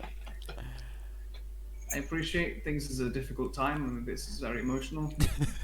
Please try and maintain a level of decorum. Yeah, I don't. Okay, Alright, Please. sure. Okay, yeah, please. Thank you. Yeah. And the elven cleric begins to lead you all back to that waiting room. You find the fruit is restocked, the wine has not. There are some very nice things, they're very clean and sharp, like apple juice and stuff there, though. It's very nice. But first, that leaves you all in privacy there. Knocks on the door a few minutes later with some clothes that will fit Maple a little better than a bathrobe. But otherwise, you are left in private to your own devices to do whatever you wish. Maple, so tell us about your week. What did you do up there? It's Lovely you difficult. look. Very Yeah. romantic. Yeah, I don't know where all this has come from. But it's kind of difficult to describe. I was kind of just a floating soul, I think. Okay. I did, before I went to the Silver Sea, I did speak to a devil, though. Who was Everyone's side eyes Ashura. I side-eyed Yeah. my sword. hey, if you want, rather than dying, I can Yeah.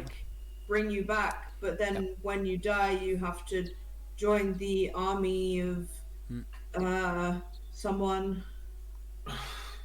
Yeah. Yeah. And I Yeah. was like, no, thank you. Yeah. Yeah. No. Oh, Zariel, I think. Yep. Yeah. That's Kithala.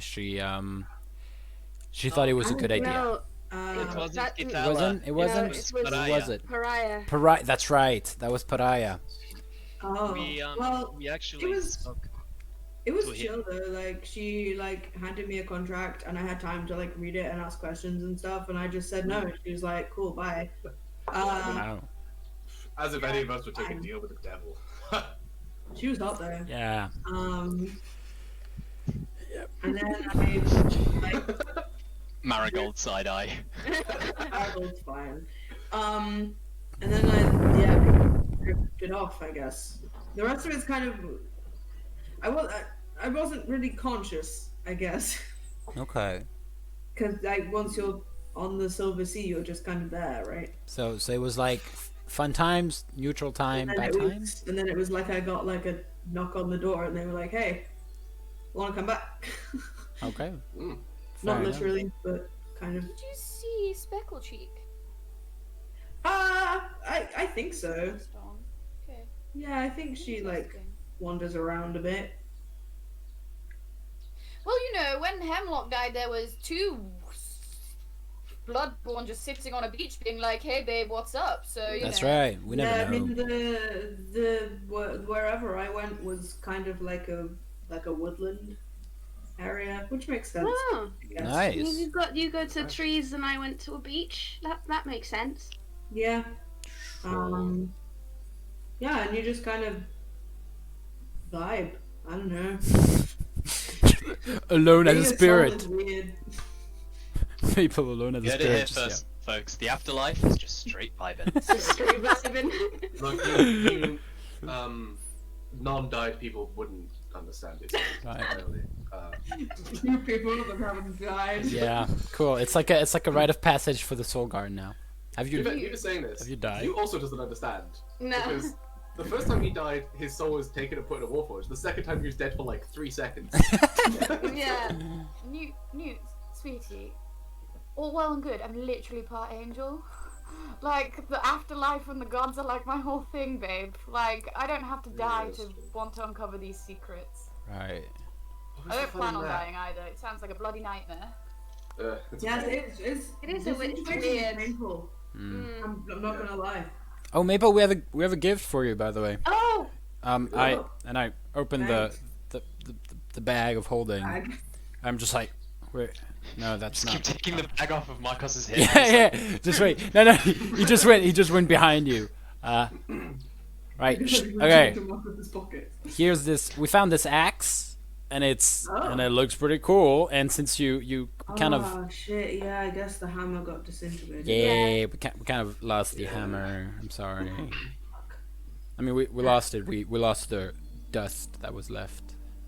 Yeah, I mean. Yeah, kind of blew away. blew away with your dust too. So Yeah. kind of We mingled. threw you a really nice funeral, though. Yeah, It was very nice. yeah, it was really cool. Really Oh, cool. Yes. also, I'm not with these lot anymore. Like, I'm here on Naratos for business, but I'm done. Nope. I'm helping out again with the war. You could have said it like in a You nicer don't way. need me at all. You are all brilliant without me. And I know it's a weird way to break the news you just came back to life, but better pull off the plaster now rather than let you believe I'm still going to be hanging around. But, you know, once we've had our business here and I've got to share a couple wonderful days with one of my best friends, I will go back to Adagan and not come back out with the rest of you. I mean, that's fair. That's what you're good at, right? You're good at the talking to the people and Yeah, the politics, reading the books less so and- the hitting demons in the face. You are Nute's also really very good good at at that. Straight up Nanny McPheeing us. Newt, When Newt when punched want so me, many devils. but no longer demons. need me, then I have to Yeah. go. Heartbreak. Damn. Yeah, you kind of punched a lot of demons down there. Yeah, that was pretty cool. You but- say that as if you're surprised that my main. No. It's just Real there was a person lot. punching. No. The part where I'm surprised is there was a lot of demons. That's Yeah, there's punching, but demons. demons, right? I mean, I punched a dragon not too long ago. I don't You think did it's do much- that. You did do that. I'm not sure. Thank Did, you for yeah. Following Dungeon Glitch. Welcome. Thank Oh, you. thanks, buddy. Did you also punch like the Zaratan? Did you just punch rock at one point? Yes. You did. How is that? Well, I did it from a distance because. Okay. Yeah, With the your magic thing. punches. Yeah. That sounds. Why not? Yeah. Okay. Oh, Maple, you might want to be careful. The axe we think is a little bit cursed. Tiny bit. Tiny bit. Very. And I know it's kind of a bit weird, but say, you know, you were dead and now you're alive, and then here, have this axe. It's cursed. You'll What's just. a curse? You'll see crows around. It's Makes just- it harder to see things. Yeah, because it's just Yeah, there. I mean, we have people who are good at seeing things, right? Yeah. Yeah, I can. Yeah. We have people who Markos probably is remove around. curses as well. It's I true. don't- Not me, but But- well, there's clerics around and things. I don't know if druids Don't you can. just I on it? can't. Don't you just unattune from? Doesn't it just unattune from the blade then? I don't know. I don't know how. I always assumed if you removed curse while attuned to a cursed item, you'd stay attuned to it but not suffer the. I think you just lose the attunement. Yeah, unattuned. The if you're cursed by an item, a default part of almost all curses is you can't unattune from it. Say curse, remove curse. Essentially, to most cursed items, breaks that attunement. Which is why when Nute was cursed by that blindfold that made him blind, remove curse separated him from the thing, and then he needed a greater restoration to get rid of the blindness. But that is a cursed item. Okay. Got it. All right. Cool. Oh, we also have your gauntlets. Yes. We kept them. I'm in my I own, don't- but you know that. I don't know if I need those. Oh. I kind of feel stronger than I used to be for some reason. Yeah. That was- You look Technically, Yeah. Maple leveled up and gave herself a couple more points of strength. Let's go. There was this singer, this bard in my town that just said, you know, it kind of said, what doesn't kill you makes you stronger, but I guess what kills you also make you stronger. stronger. A lot of things can make you stronger. Yeah. Your body, right? I don't Yeah. know.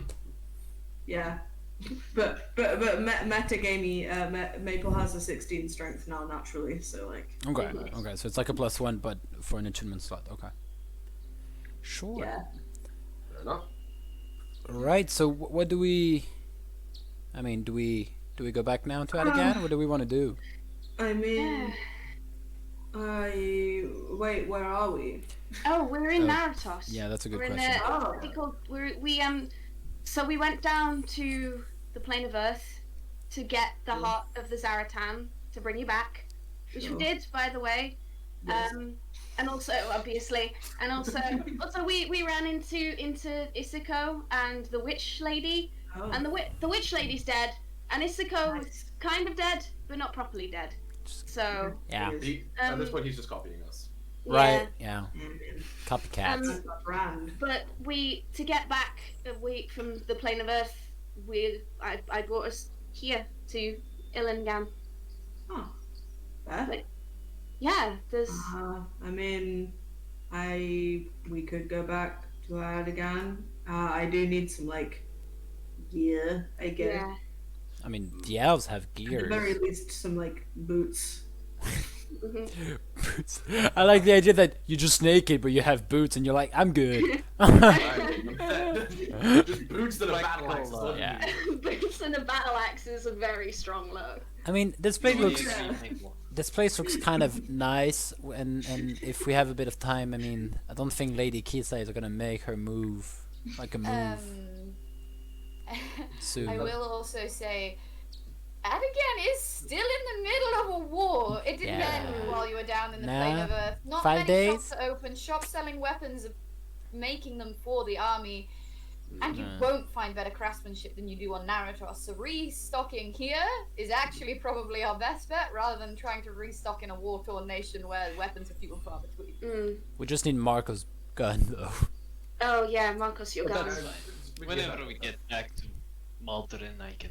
Yeah, I can teleport Yeah, 'cause- us back And again, in I time. can pick it up. Yeah, because If until you really then, want to go now, you can go now. But I think Yeah. kitting Maple out here is a really good idea. You won't get better true.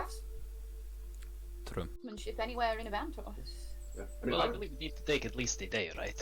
I'm down. Although I'm gonna need to like pay you guys back because I obviously I didn't materialize with gold. So You materialized. Full stop. That's enough. Okay, so I'm saying we just chill a bit as he serves himself some white wine. Just say we chill a bit, take some free wine, kind of just take a look at the land. Is that what you say? Take a look at the land. Yeah. Right. Get the lay of the land. Get the lay of the land. That's right. Because in Hokuri language, you just say something else. So it's just weird. And also the magic walking in here, Maple. It was so beautiful. They've got so many interesting things. It'll be so nice to spend just a day walking around seeing. They made a bridge just out of the river. Oh wow. nice. It's crazy.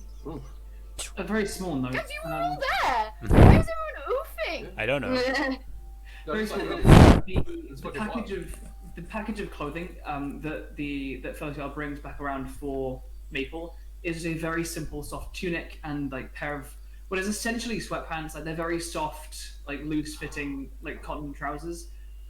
Very like loose around the ankles. No shoes or boots. That's fine. Most of the elves you've seen around here or chill out barefoot. Yeah. Maple's chilled being barefoot for now. Yeah. Shoes are horrible. By the way, where is there any elf in the place, or is Falasio here? Falasio? Featherfoot is kind of lingering around in the cathedral, but within this waiting room, you guys have privacy. Okay. Ashura really came to Naratos and went, "Is there any elf in the place?" No. Are you all dead? Someone told me like a green dragon killed you. No? Okay. No, yikes. Cause should we? Cause if we stay here, where are we gonna stay? There like an inn or something? I I imagine imagine there's an inn somewhere, right? Somewhere, right? Wait, Wait. the family homes here are very sprawling, plenty of empty space in them as elves migrate around the world perfecting their arts. So we could always go to House Orain. Oh, I'm sure they have space. I mean, sure. We could go there. That could be fun. If they'd I be don't know willing who's to put in. us up. I don't keep up with them. Maybe my mother is there. How is I'm not sure otherwise. How's your relationship with your mother? It's fine. We talk. Yeah, you talk. Okay. I haven't written to her since Pariah, so Oh, okay. you know I get to do a whole. Well, this is Maple. Yeah, And she died, but she's back now, so I guess. That's fair. Classic. Alright. Well, I am voting for just time out, drinking some wine, and yeah, just chilling a bit. Because this past week has been a rocky ride. Yeah. Get it? You get it? I'd be down for like, I don't know if elves That have sounds good, though. like spas or bathhouses or whatever, but that would be cool. Ooh, That would be good. That would be good. At must- least, No hope knows at, that either. at least one of us over the course of this week, at least one of us, maybe more, it's hard to remember, has been swallowed by something. It would be good to have a proper bath. At least half of us here have been inside a creature in the last Yes, at least Yeah. half of us here have been Yeah. inside another very big creature. Yeah. By the way, Maple, Marigold, goddamn, your wife has been Yeah. Insane. She's cool, right? insane. Yeah. I mean, hey, if it is a bath we are looking for, Marigold was very gracious to provide a little shower after That you did. after we all got covered in. Well, I got covered in saliva from being Yeah. swallowed and stuff. We could just do that. At which point, Marigold is like, I think a warmer, nicer bath is probably in order. Yeah. exciting bath. A bit more of a deep clean. Mm. Definitely. Yeah, it sounds good. Okay, so I will speak to who needs to be spoken to see whether we can potentially all spend the rest of the evening just whiling away in some baths. I'll see if we can get some music, a little wine for Ashura, because he seems to be locked in for the night. And then I'll see if I can get word to House Alrain, and we can head back there when we're all feeling sleepy. I mean, it will be a bit of a walk, as we know. Everything's very spread out. This city isn't a conventional city, but as long as you don't drink too much Ashura, I mean, you could cast Fly, I guess, and Oh no, you won't stumble home. I can't anymore. Oh, Look at why not? I gave away my bow. It let me do it, but I gave it away for the axe. Actually. Have you not heard those notices about how flying while drunk is? Yeah, you don't drink and fly. Yeah. Flying is dangerous can Look. the test of it. Look, it's okay. No matter how drunk Ashura gets, as long as he walks with me, he won't get lost. I This won't get city is drunk. Probably the only city that is true in. Okay, Markos, you're the designated driver of the group in case anyone gets too drunk. Drive the group. I won't get Also, drunk. I know you are very resistant to and don't particularly enjoy libations like that, so you too, if you want. I mean, it's weird. At this point, it's just kind of stopped affecting me altogether. Oh The place wow. is still there, but the buzz afterwards is very, very light. I mean, I can get you some harder stuff if you like. That's She fine. probably can't. I Costs just way too much. it popped into my head to say, and I regret saying it already. 1,000-year-old elven whiskey. No, I was meaning Drugs. but it's Twitch, Oh. and you're not allowed to Nute's talk gonna about have a noise. nice teaspoon of sugar. Sugar. You said that like you don't already drink the tea that Hemlock makes. Yeah. Like, Yeah, right. I'm right there. Right. Alrighty, so are you guys finding Felicial and inquiring as to these requirements? Alright. Because Hope came here to talk to elves and deal with elves, I will do all of the organising so that you lot can just chill. You know, like when that friend organises everything and you're Yep. like, thanks, sound, I'll do that. Thanks, buddy. Perfect. No worries, guys. If it is all right with you, I think Hemlock would like to tag along with Hope at Elven talks as being the other technically elven-blooded member of the party who knows fuck all about elves. Yeah. So, like, I was only also partly taking responsibility because you all haven't rested yet. and Yeah. that you were all like running low on certain slots and health points, and so I didn't want to like overburden anyone. No. But yeah, I mean, I would like to. I would Both like of to my tackle- characters are fine. Yeah. Alrighty. As you make your way out of this kind of secluded chamber of respite, you find Photo. He is kind of sitting on a section of kind of pale wooden benches in that kind of main foyer of this cathedral. He appears to be whittling, but as you get closer, he's actually not got a knife in his hand. He's just humming ever so slightly, and the wood is shifting in shape ever so very, very slightly.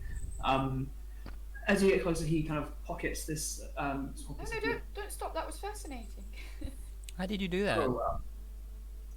I suppose you're currently not a practice that is common amongst at least the elves of Naratos is seen, but in a slightly more transmutative sense.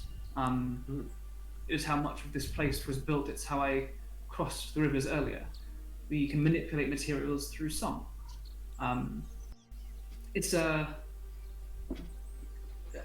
difficult art. I haven't really mastered it yet. I'm still working on it. But We've got time.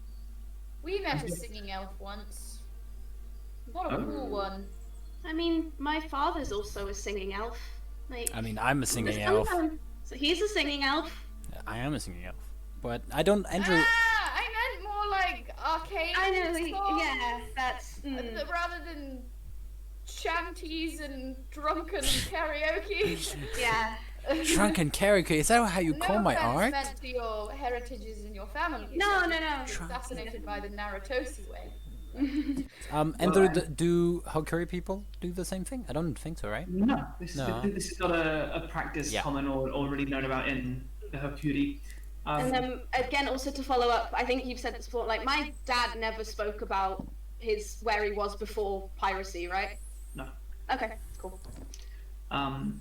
I'm afraid I'm really not the person to teach any of this. I'm actually still looking for a proper teacher myself. But if you're here for a period of time, perhaps you can find someone to teach you. I'm sure there'll be many that would be eager to have such acclaimed students under their resume. For now, however, what can I do for you? So we're looking for a place to relax in the beautiful crystalline waters here, like a spa, somewhere where it's hot and cozy and we can perfume ourselves and massage. I mean, I don't know if it's the elven way, but It is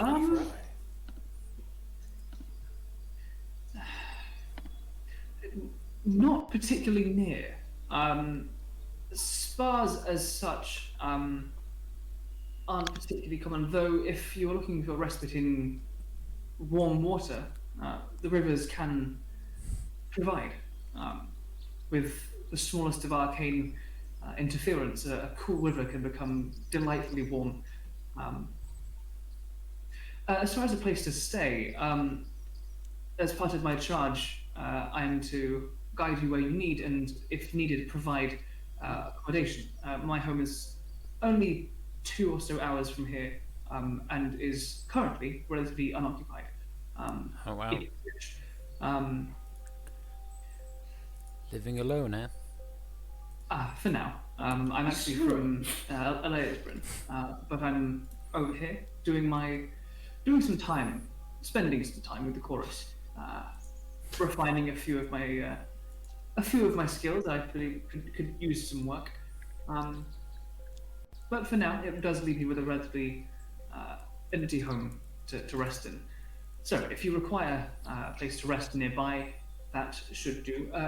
Later on, if you I have recently been informed your mother, Lady Colonna, is currently doing some study in the Jade Garden. I believe last I heard she was working on the singing of jade. And he turns to you, Ashura, to explain the singing of different materials are different arts, in the same way that the study of the piccolo is different from the study of the harpsichord. The study of singing wood or water or any of the rest, they're all unique. And Lady Oran, I suppose later on in senior, is currently practicing such a skill in the Jade Garden, which I hope you would know from your studies is approximately it's about 20 miles or so south of Illingan. So doable, a long walk before tonight's rest, but is nearby-ish.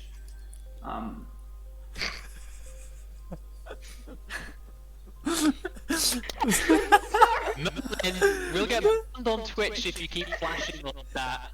I'm sorry. In the chat, there's just him like walking on the keyboard. Okay. I'm sorry, Andrew. Andrew was setting up the scene. Fucking hell, we're so bad. All right. Wow. Okay. That looks extremely interesting. Yeah. Oh, cookies don't do that. We much more work with the rule of physics, time, gravity, such things. So very much different. I've heard about the fades of rumors of your of the Hercules practices. It would be most interesting. I myself am not the most arcanely gifted. I mean, I can show you later.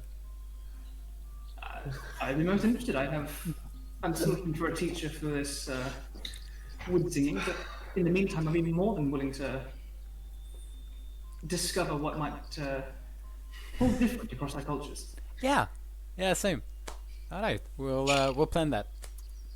As you like wonder whether or not he picked up on the actual tone of Yeah. there is, to everyone else, like he appears very much objective and almost like he's like kind of like almost like deadpanning your question. But as you can like look for his movement, there is the slightest curl at the corner of the lip. Okay, cool. It almost seems like he just kind of not like licked his lips, but like you can see like it's like the slightest tug of a lip that is bitten within his. Don't lick your lips in front of me, dude. I'm trying to show like. I know. The subtlest like. Yeah. The subtlest lip bite. Okay. I need anyone in the chat. I need, if you can, put a clip on Megan's face when I said that. She rolled her eyes like, oh my god. She's too good at it, to be honest. It's just Andrew and Alex. Because I don't know if it was Doing it Maple. again. I don't know if it was Maple doing the eye roll or if it was Megan. I think the answer to that question is yes. Yeah. So. Why don't you want me to be happy, Megan? Why don't you want me to be happy? Okay. Why must you fuck everything that moves? I don't. Okay, I've fucked as much as Hope has. There are two named characters on Naratos so far, and you have asked both of them out.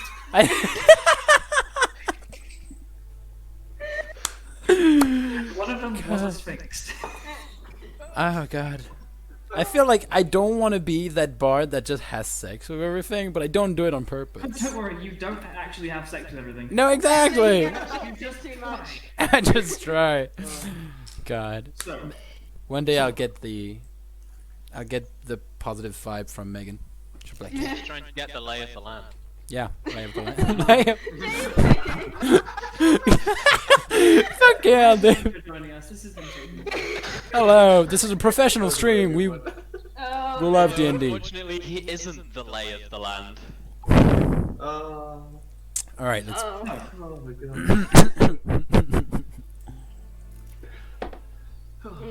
What would you like to do? Cool. Marcel stands ready to guide you or lead you in whatever direction you wish. Bath. Mhm. Bath. I feel like bath is good. There isn't a bath, it's a river. Yeah, it's a river. I mean, it's like the act of bathing. You know what I mean? Yeah. Yeah. Okay, got you. I mean, yeah, we'll just do what he suggested, right? He Yeah. suggested, like, a warm riverside skinny dip, and then a 2-hour pleasant evening sunset stroll to his place, Yeah, I'm sure. right? Yeah, I feel like that's it. Right? Sounds pretty good. Sounds wonderful. Alrighty. With that, Feliciel leads you out and further along the riverbank, away from where you first arrived. This gets you to the actual foothills themselves of the mountains that loom off to the east and the north, until you find yourselves kind of approaching the actual rocky outcroppings that lead up into the foothills themselves. There is a copse of trees that you can see from a distance, but as you get closer, you see they are actually small copses of trees woven into several small buildings. You see one larger, squatter, maybe 2 stories high, but quite wide and quite circular, with several like almost small towers of kind of woven conifers that reach up. He points it out. This is the place where I'm staying. Before we get there, there's actually quite a good bathing spot a little further down. He continues to lead you up, slightly off to the left, and you can see now, running down this hillscape is the river itself. It flows down almost like white water rapids, but kind of like it will flow down like a short section and then kind of widen and then calm before kind of going off the edge into another section. And it leads you to what is essentially a small rocky alcove where the river kind of swirls in little eddy currents, where there is a kind of lots of small pebbles make up the bottom, and he shows you to this small like alcove of the calm riverside. It's a little bit less densely forested. There is more exposed rock than grass up here, but there's still that kind of sound of birdsong that is shifted in tone as the evening birds are beginning to come out, as the sun is beginning to make its way further down across the valleys, bringing in evening. He kind of focuses toward the water, weaves his hands together, and the water that begins flows past this small kind of cove begins to separate from the actual main river. It parts slightly, leaving a few inches between the water of this cove and the main river. And as he continues to sing, steam starts to rise. Please, take your time. I could use the practice. And he takes a seat, cross-legged, takes off one of his outer cloaks, so he's wearing a simple tunic, and continues to sing while bringing out that little kind of wooden project he was working on. And it begins to shift in its shape ever so slightly. But you have warm water, and have that natural silt near the bottom of it that kind of gathers in rivers to exfoliate if you wish. Yeah. Actually, we'll just be like, all right, and just start stripping and get in the water, just naked. Remember, same with you. It's not quite like boiling hot, but it's like that Naked very boys. nice warm kind of temperature.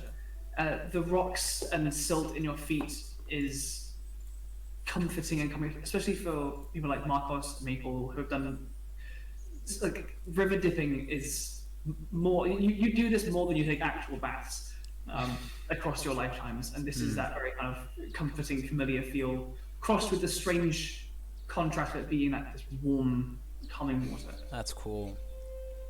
My major image can do smells, so it just smells like soap, lilas, and stuff like I that. have a bottle of perfume that I will append in the water, so that everyone can. So the smell isn't fake; the smell is real. It's lavender and orange blossom. Ooh. Right, all right.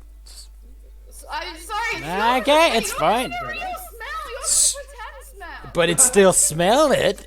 We can do both at once. We can do both at once. It's a mix and it smells weird. It's just too much smell. It's just too much smell. I just thought it would be nice to combine them. Right. Okay. I also have a real perfume, by the way. I'll just pour it in. I'm joking. I'm not. It was expensive. It is exactly the same perfume as the two of you bought it on your tour of Adigan. Yeah, we We did. did. Weeks, months before. I'm not pouring in the water. It's I care about it. Okay. Oh god, yes. Bubble baths, right? With this cove being physically separated from the river, the perfume doesn't get kind of diffused and lost to the river. It remains within this little cove, and those smells of lavender and floral orange blossom lifts up in that steam of this warm water. While there's no one there to give you a massage, There is. Oh, I'm gonna cast unseen servant using Beacon of Hope, my sword. My sword beacon can now cast Unseen Servant. Let's go. The Unseen Servant's gonna fold everybody's clothes into nice piles, and then if you sit on the edge of the rocks, the Unseen Servant will give you a shoulder rub. It's weird, because you can't see it. And I'm sure Markos kind of hates it, because I know Markos didn't like it when Thea and Grebo had Unseen Servants. He was just very weirded out by it. I I've seen Unseen Servant before. I cut with Beacon a shape of a humanoid in the air, and then there's like this wobble of air, and then this wobble of air starts folding up clothes and stuff. Perfect. I feel like they reach into the water and pull out these the warm, smooth stones from the river and massage your back with those. Ooh. Warm stone Warm massage. stone massage. Lovely. Is there anything you wish to do in particular while resting and bathing your worn muscles in the warm water? I want to know if anyone looks different from the last time we did this. I mean, obviously Maple does. Hemlock might too. Nute's got an entire new body. Does it have... And it's got cool tattoos on, or the tattoos all over. Yeah. You know what I mean? I'm doing a check. Pretty much all over the body. Also, Nute's eyes have changed color. They are now green. Oh yeah, and Ashura has. now. Willow has a racing stripe, and Ashura's got a patch, a big old patch of white skin, doesn't he? Yeah. Yeah, lower back. What? Yeah. It's like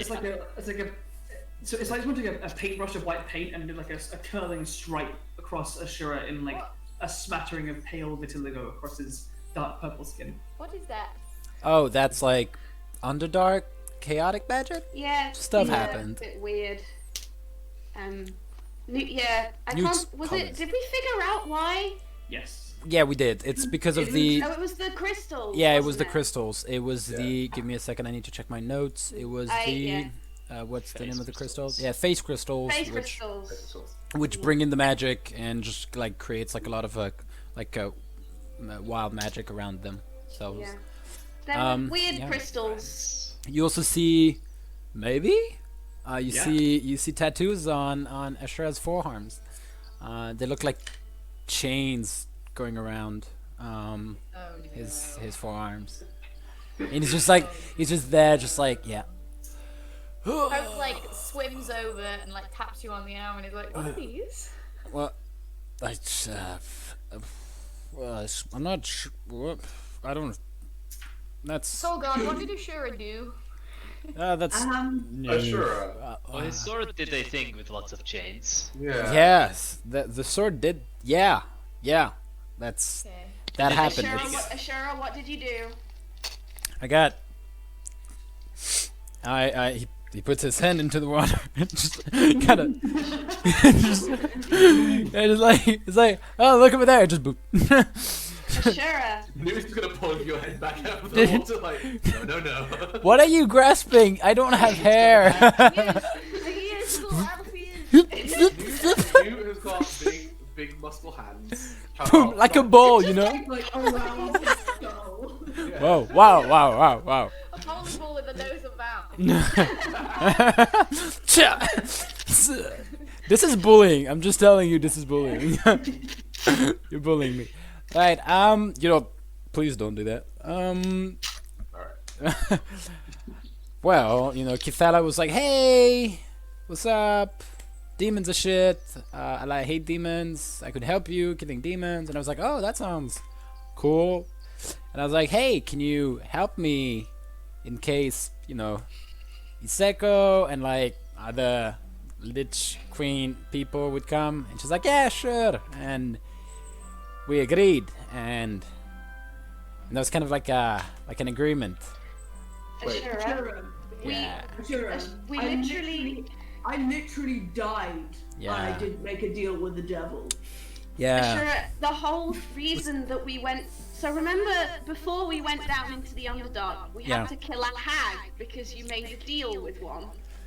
Yeah. I do. Did we do that for that reason? We must Yeah.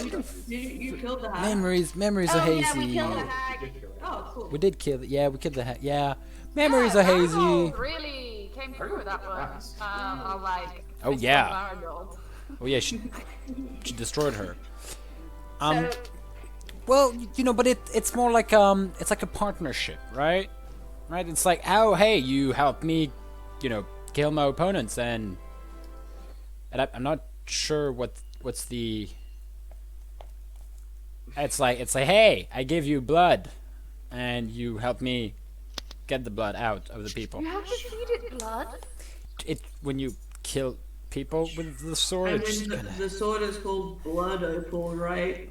Yeah. So...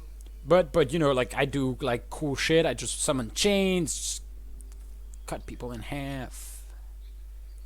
It's gonna be fine, you guys. sure It's you cool. Just fucking rambling and just the wall of silence and disappointment. I'm sure you can do plenty of cool shit already without having to make a pact with the goddamn devil. Okay. Let's. He puts like his head is like there in the water and just looks at the water and just like. But Maple was gone and I felt like we needed more power and I'm willing to take the burden of that if that help us save a friend, save the world, stuff like that. So it's gonna be fine. Kitara is like, she's a devil, but she's like ex-devil. Like, they don't like her very much. So it's like, I don't like you, but also like, Why do you think? Why does that make it better, Ashura? Because The devils don't like her. Because devil are assholes. So if you don't like you, it means you are... The enemy of my enemy is my friend? Exactly. Kind of works out. Also, she hates demons, and we are fighting like a bunch of undead shit, and she People hate demons, Ashura. Yeah. Oh, but devils like really hate me. Yeah, they really don't like it. I don't know. It's. I know it wasn't the best thing. But I feel it was needed. It's fine. Sure, I want you to look at me. Look at me in the eyes, alright? And I don't want you to lie to me. It's very hard to lie to me. I have really good passive insight. A very good passive insight. He's like, Look at me. Do you have control over this? yeah. I feel I do. I think I do. Yeah. Insight check! I think I do. Do I believe him? I love the confidence. I think I do. All right. Make Yeah. a persuasion or deception check. Your choice, sure. Yeah. Roll. You tell me. Okay. I rolled bad. If you want to know. I did not roll bad. I got a dirty 20 on my insight. Yeah. No. You believe it's the truth? I got a 8 plus 13. 21. No! You bastard! Okay. Just gonna go. Okay. Look, you're a grown man and you can make your own judgments, and we can't stop you from doing what you've already done. Just you don't always have to. We've had this before. We're a party, remember? We deal with our troubles together. I know, but we needed help. There was no Maple. Hope was an Adagan. We had to fight a fucking Zartan and Iseko that was coming, and I felt it was the right move.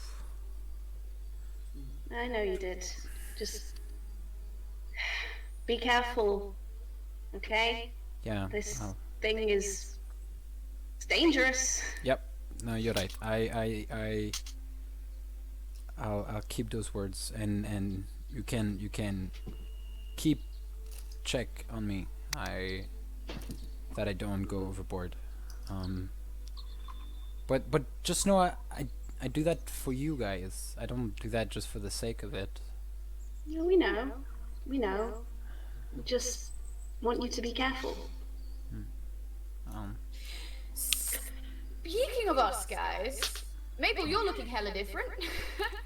Yeah, I was What's going gonna on ask, what happened after I disintegrated?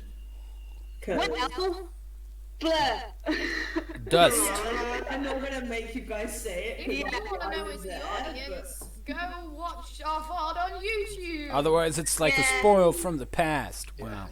Yeah, That how it we'll works. fill in Maple over the things that happened. but things. And And Hope as well.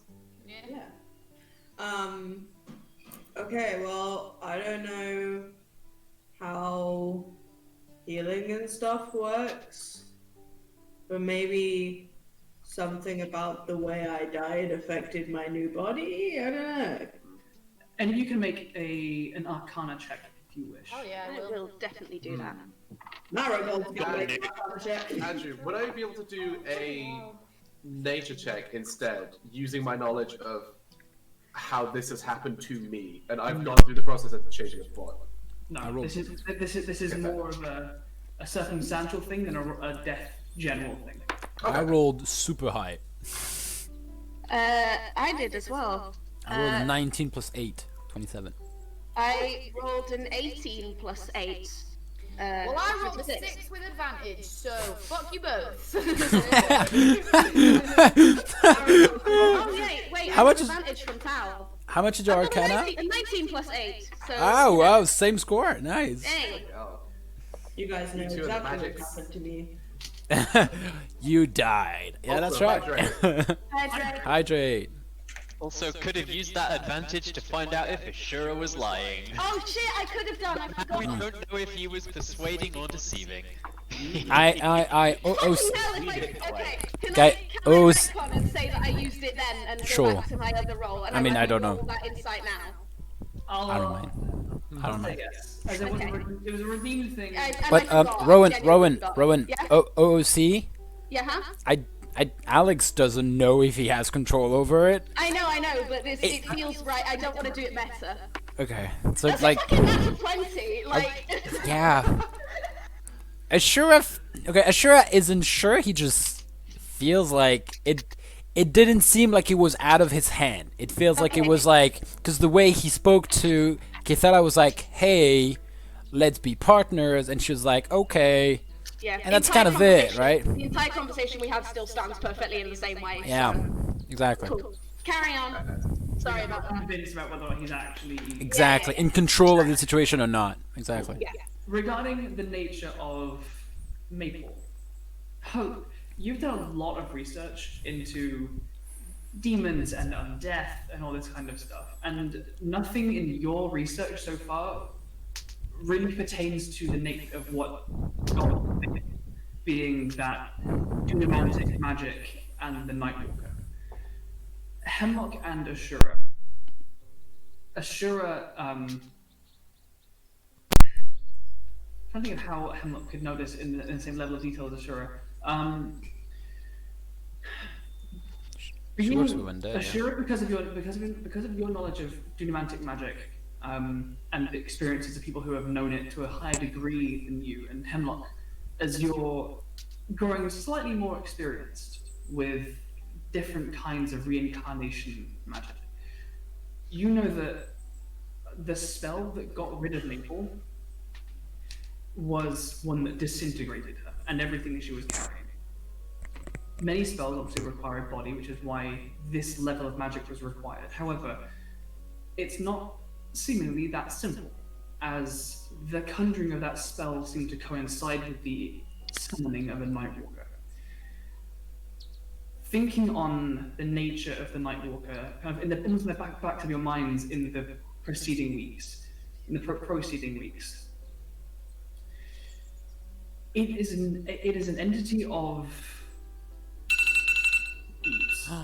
Alarms. It A is rain an from the entity of gods. negative and necrotic energy. How alarming. It is death. Ooh. And it rings in your minds that there are some kinds of magic that, as part of them, are permanent. And it stands to reason in your kind of working through the logic of what this creature is and what its nature is, that things killed by the Nightwalker probably can't come back. Souls killed by negative energy by a creature of that level of power, the soul is not free to then go wherever it's going to go. It is annihilated. Maple was not killed by the Nightwalker, but it was very close. Something about that lingering magic, the narrow missing of those lines of fate between Maple's passing being because of the Dunamantic spell and the Nightwalker, could potentially have impacted the resurrection. I say it. I mean, Hemlock and I, it kind Yeah, of like pass that on. we talk about it and we just Yeah. Yeah, I guess we come from like the different Yeah. schools of understanding resurrection. Yeah, bouncing between each other, you kind of Yeah. arrive at that conclusion. yeah. I have a question for Meg. Are the little black veins all over Maple's body? Yeah, they are literally like, and they follow her bone structure essentially. So wherever she has bones, she has little like black lightning scars. And then on her skull, they like come up around like the back. They're not all over her face, but like some come like creeping into the sides and stuff. Is it like the scars you'd get if you were struck by lightning, sort of thing? Yeah, exactly. Okay. Wow. Right. That's I It's just feel Harry like Potter that's times a billion. yeah. I feel Lightning like bolts that's all over the place. how you got this change. It still seems weird. I mean, it's a theory that we have, but I don't know. It's- Do you like feel? And I mean, I know you've died and come back, but do you feel any different within yourself? Just like I said, I feel like a little bit stronger, but other than that, nothing that I've noticed so far. But I've only been alive for like a couple hours. Yeah. So. Can you- Well, if you do tell us. Oh yeah. Yeah. Cool. But can you maybe you can't do everything you used to be able to do? Like you used to have like a snout and stuff like that. You could. Can you still do Oh that? gosh, try a minor illusion. Can you do Oh yeah, minor illusion. Yeah. Do yeah. things. Oh. Yes. Yeah. Maple will try and like, I don't know, summon a little leaf or something as a minor illusion. You bring your hands together, you go through that same motion that is so familiar. As you utter that incantation and will this small illusion into existence, nothing happens. Huh. Oh. Okay. I guess I can't do that anymore. Oh, thank you for the bits, Mac of the DM. Thanks Thank for you so sharing. much. Thanks, Becca. Thank you. Thanks for popping in. It's lovely. I Ashura will follow the suspicion he has, and just puts his finger in the water and twirl it and cast Divine Sense while looking at Maple. As you do so, as you concentrate on the magic that is so often superseded by Markos. Yeah. No. Long it's range because- scan, short range scan. The thing is, because I was thinking about asking Markos, but if we ask Markos in Naratos, we don't know what lives there. So like in a kilometer range, we can just be like, yeah, it beeps. But like, Yeah. cool, Yeah. sure, we don't know. Like, As you focus your awareness of life and death and the infernal, your kind of consciousness spreads out, feeling for the nature of the souls that surround you. And as you look towards Maple, a slight undead nature hangs around her. ah. Oh, okay, all right. You don't freak out. Okay. Vibes of like, not totally alive yet. Huh.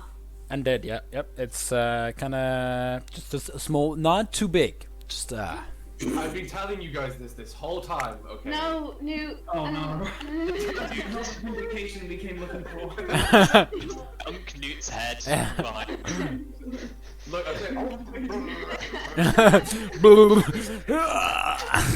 I'm waiting for Newt to be like, got it. I don't think many people notice, but Hemlock probably does. But Hope swims like a good meter back, and it's like, I'm dead.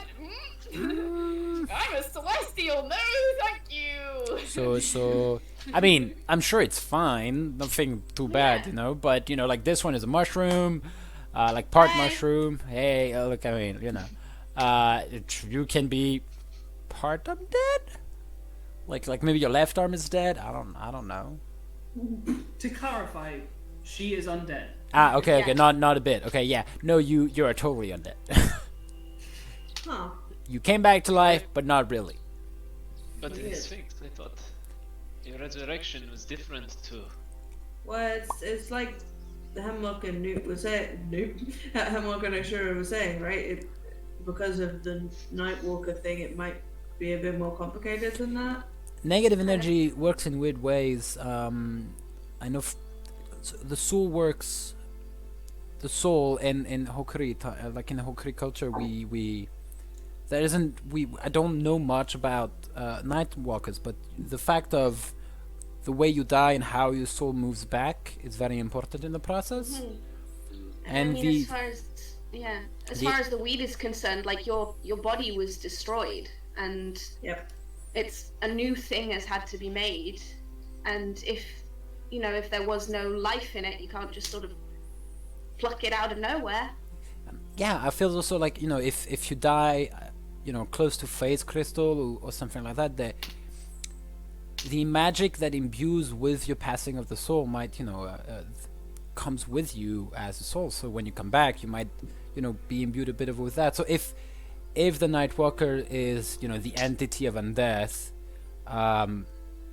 he might have imbued your soul with it. I don't know. As you make these conjectures, your mind flash back to mid-ritual as you laid your tokens down during the ritual. How they disintegrated and turned to negative energy and were absorbed into the ritual. So, nobody die when you're going to fight Kaiser, okay? Because if powerful undead things of negative energy destroy stuff, this totally and completely. Okay, be careful, all of you. That's all I'm saying. I feel like if any of us are gonna die at the hand of Kaiser, that we might be coming back a little sooner than we expected, and perhaps not in the way that we'd like to. Also, if someone has to die, it has to be either me or Markos, because you guys already had your turns. It's not me, bitch. Well, yeah, you too, Hope, but if you come with us to Kaiser. I mean, dying's not fun. No. No, but now it feels like I have FOMO now, kind of. I mean, sure, I would recommend one death and one death only. Yeah. I would personally recommend this. No. I have. Don't come back. Is what I mean. To be fair, I have my necklace. It's not like I might be far away from shit. I might be away from the pool. Markos just sat here listening to all of these people discussing mortality when he's the only one in the group. The only one in the group with a lifespan less than 100 years. Markos is gonna. What about Hemlock's lifespan though? I mean, I know druids eventually don't age or whatever. I mean, half-orcs don't live very long. Half-orcs don't live very long, but yeah, I don't know. But mushrooms aren't mushrooms can't die except if you step on it. So I feel again, meta terms, Hemlock as a spore touched, which is her now official race. The aging process for a spore touched is the same as what you were before you became it. Okay. I still don't know. Hemlock is a half-orc. They don't live that long. They don't live I don't even think they live as long as humans do. 50, 60, yeah. But she's also a half-elf, and they live 180, 200. I don't know. You probably average out to a slightly human life. Yeah, 110. 120. Also, Hemlock is a druid, and if we make it that far, I might outlive all of you. Nute also wouldn't age. Nute gets to do the Luke Skywalker thing of just melting into the ether when he fancies it. I mean, if Maple's undead, she's also not aging. Yeah. True. And also, technically speaking, my soul will just be processed back in the pool into a new body and yada yada yada. So to be fair. Here's Markos retiring. So Markos is super mortal compared to all of you. And I like the fact that Ashura is just saying it with his hand, his arm on Markos' shoulder, and just no. To be fair, we're kind of three of us immortal, and Maple is also gonna live for super long. Hope, you He had just was like looking at the scars on his chest, like. Hope, you had your hand up, remember that? Yeah, well, it's only because I was. What, Ashura's going on about his necklace, and Hope's gonna be like, oh my goodness! Necklaces! I gave you that Lady Kai necklace. Fucking don't wear it out in public. Hide it. Put it in your pocket. Fucking put it in the bag of holding. Get it gone. She can't hear. She can't see here. Guys, No worries. we don't have it anymore. Yeah. No worries about that. Yeah, no worries about that. Didn't you have it down in? Yeah. Yeah. Well, I mean, Hemlock, Markos, and Marigold were with me. We exchanged it for stuff. Okay. Okay. Good luck. I basically gave away my bow and the necklace for the axe. Sure. Good for you, Ashura. Yeah. Can I roll an insight check on Hope? Yeah, do that for me, please. I mean, I'm gonna throw it out there. Maple Do you currently need has to? a passive insight of 19. Not, Dude. yeah, not really. I rolled bad, so don't worry. Hope. I mean, if you want to know what Hope's thinking, Hope's like an extremely powerful ancient green dragon gave me that necklace. We knew it did magic, but it was such like obscure magic. We don't know what the magic was, and you just gave it away. And she's like the person that like raised you and supported you through your life in Anagan. So she's just like, okay, you idiot. That's what's going on in her head. She's like, well, you fucking moron. Bless your heart. That's fair. Cross that bridge when it comes to it. Nothing we can do Let's about do it now. himbo. Well, Because it didn't you burn that bridge. yeah, because you don't know. Yeah, because also he just finishes by saying, yeah, but also maybe I need to look at my relationship with her. So anyway. It could have just been an ordinary necklace or whatever, you know. It could Yeah. be fine. Like, I'm not saying that Yeah. I know what hooks you guys don't know. I don't. No. Ah. I want to say, guys, I want to have Hope had a tattoo, like an underbust one, like a little one, and it just says like princess. You had 5 days. 5 days, girl. 5 I days. mean, hey, think about how much we got done in 5 days. I know, but like, Have you ever heard of you hauling Ashura? he's just gonna go head in the water. It's a joke. She likes that I've got it on me. I don't know. It's Sure. just a little in joke between me and her. Yeah. Don't come to me crying. When you Literally, when Hope says, have you heard of you hauling? Maple and Marigold are like, mm-hmm.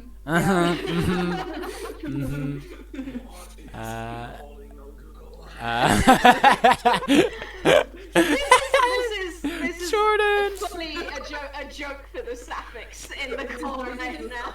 Yeah, I had to Google it. It means that there is probably a removals company in Anagan, like a horse and cart one called U-Haul. Okay, And I'm sorry, alright, I'm okay. true. I get No, the no. joke now. It's a removals company, but all of the carts are pulled exclusively by female sheep. You all. I get it. That was a good I joke. log out with this. I don't name it. When the backhouse banter is over, Yeah. but basically I don't want to interrupt if other people wanted to chat shit or talk about tattoos or scars or. Yeah. I mean, know, I do have also another question. Yeah, sorry. It would be fun if we all. I will also initiate a splash fight with Maple, and like we can all like dive bomb in and Yeah. slap each other and play. Yeah. Nice. Perfect. But sorry, I will wait my turn now. I just wanted to ask, like, now, because this is the first time that I've probably, like, seen my full body since it all happened. Like, I know I've got the mushroom on my head and on my cheek. Do I have any anywhere else? Yeah. You actually have a little difficulty taking off all of your clothes. Oh, God. Oh fuck.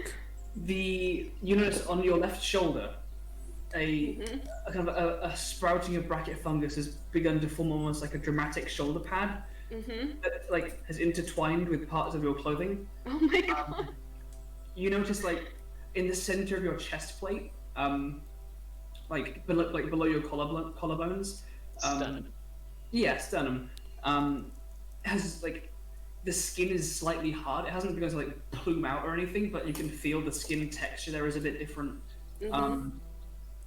Like across your actual collarbones, like the faintest like beginnings of bracket fungus have begun to like protrude and drape very, very faint, like, kind of like gills underneath, which glow very faintly blue. Like when you're like obscured by the slightly lapping water as the sun is now cresting towards sunset, it's beautiful. It's like you're this slight, very faint light show of glowing blue, kind of under the rippling water. As far as like lower down your kind of gammy leg, you can see like around your leg almost, and you notice slightly as you walk, your kind of bad knee has been hurting less but moves less. And you can see building up around it, like fungal matter has begun to like build up around it. Oh my gosh. Yeah. We need to get some looser fitting clothes. Yeah. Okay. That might be a good idea, actually. Right. Well, that's interesting. Well, yeah, you need to be careful. You seem to be growing a lot of mushrooms. You haven't seen the circlet that the dryad from the Living Wood gave you in a while. Oh, is it like melded into the mushroom? You didn't take it off. I didn't. It's gone. I couldn't take it off. It was like a trap. It's just part of me. Oh my god. Okay. I love that most of us are like, oh, that's so nice. That Alex is like, oh god. A circlet that I've grown around. Thank you. Andrew is with me on this one. Thank you. Yeah. This isn't necessarily.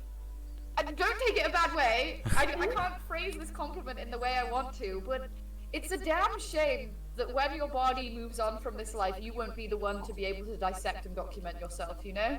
That You're is absolutely fascinating. Hope that is one of the nicest things anyone's ever said to me.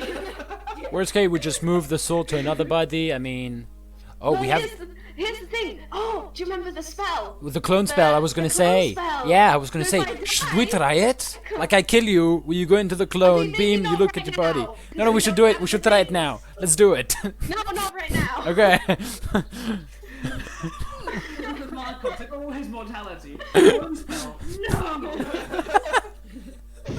But, oh my god, if Later, Hemlock later, dies, later. If we get the clone spell, Hemlock Yeah. dies, comes back, and gets to dissect her own body. Holy Okay, shit. okay. We'll put it on the top of like a priority list of things to do. Hemlock thing to do. Yeah. I know!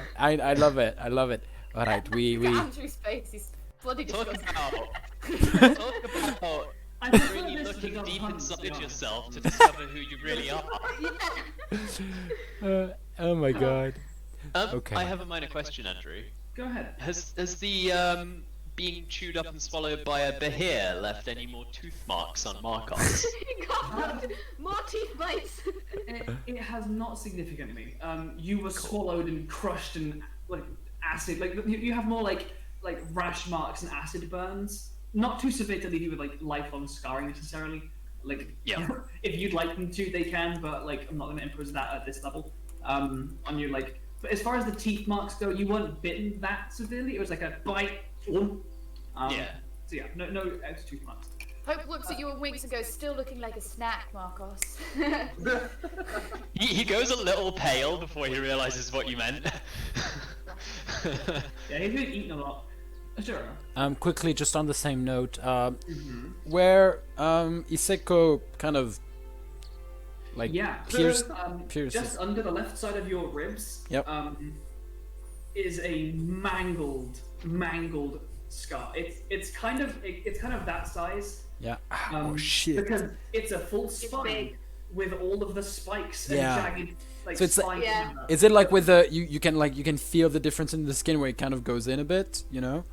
Oh, Yeah. beyond that by quite a way. It is like you got healed massively afterwards, and so it's not left anything overly lasting.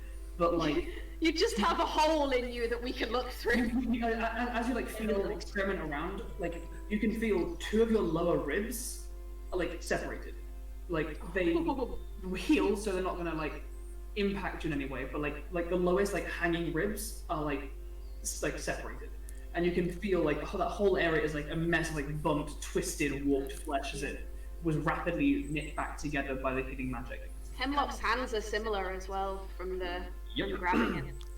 Okay, that's not great. I was gonna see that and just be like, we can go for a massage, Ashura, if you want. I think it will help you out. Yeah, sure. You know what? Okay, we should do it. Yeah, that's weird. Okay. Fuck. But guys, you know what the best thing is that's changed since the last time we went to a bathhouse? Mm-hmm. April isn't covered in sturge scars anymore. That's right. The most important difference. Not from like pockmarked scars to lightning. I It's think a lot cooler. Yeah. Yeah.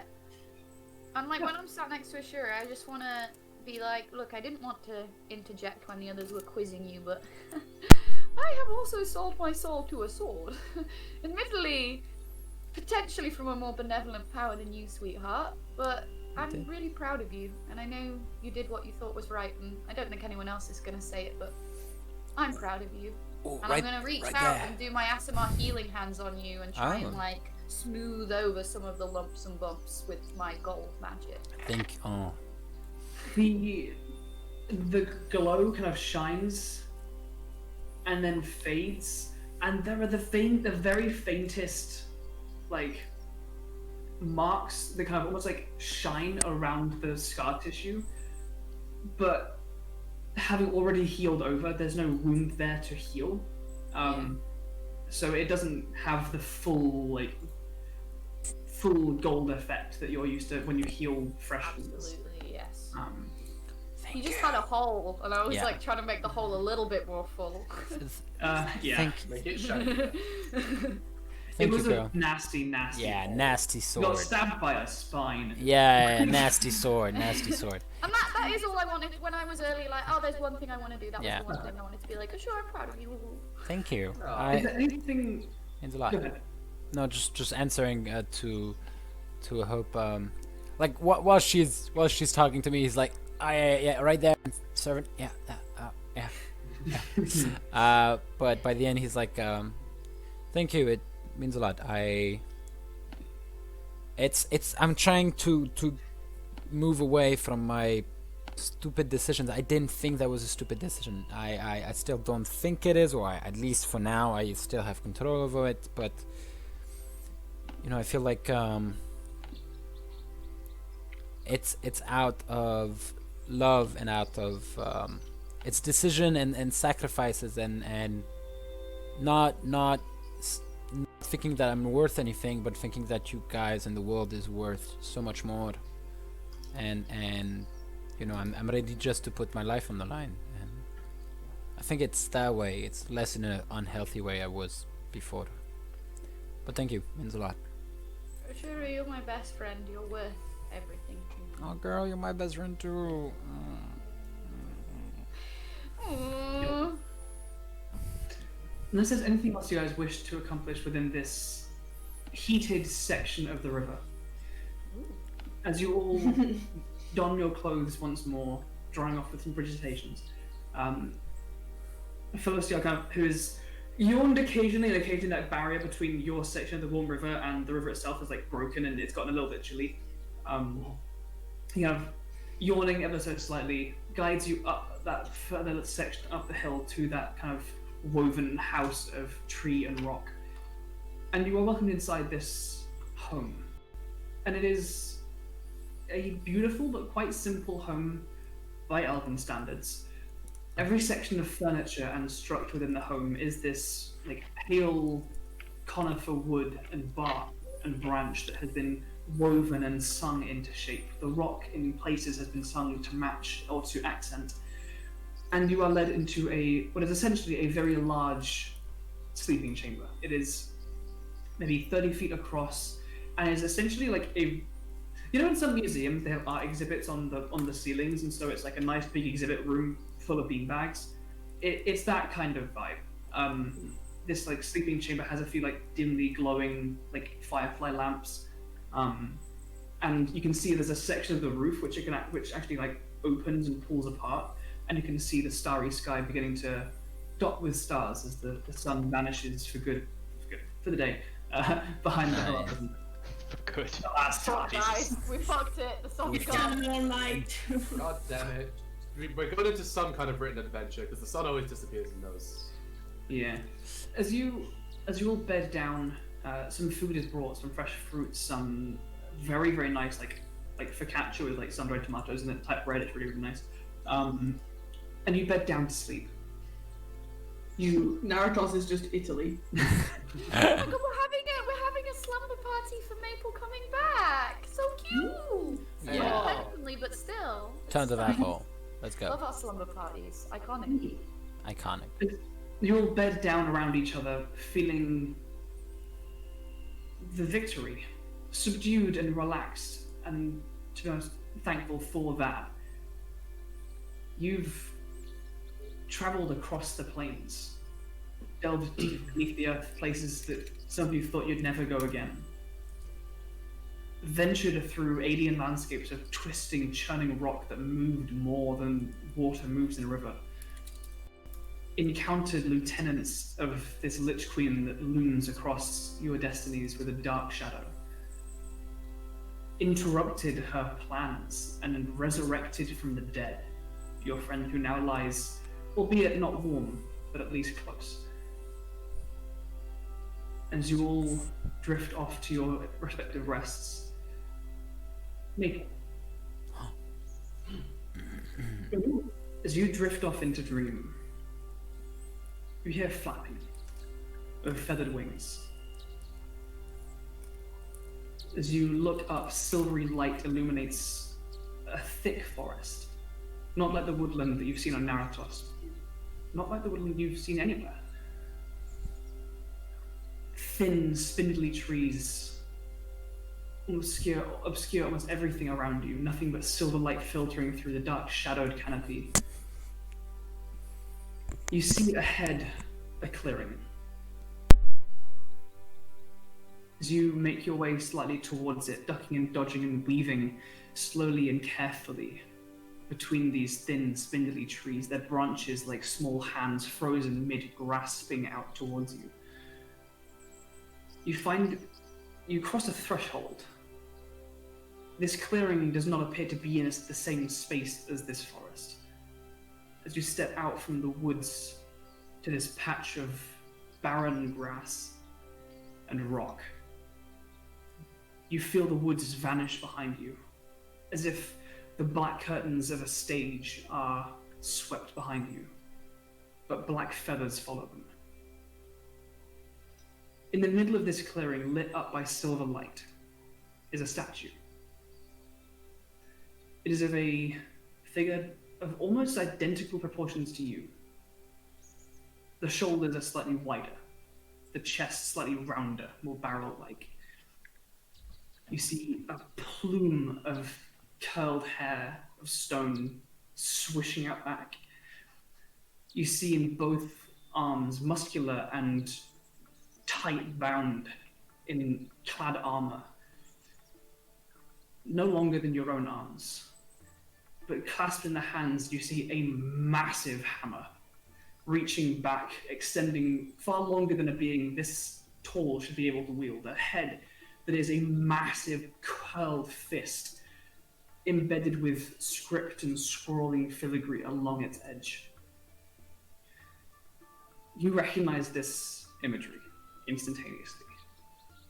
It's a statue of Winnie, the child of Specklecheek and Erngetten, the bloodborn of gnomes and dwarves.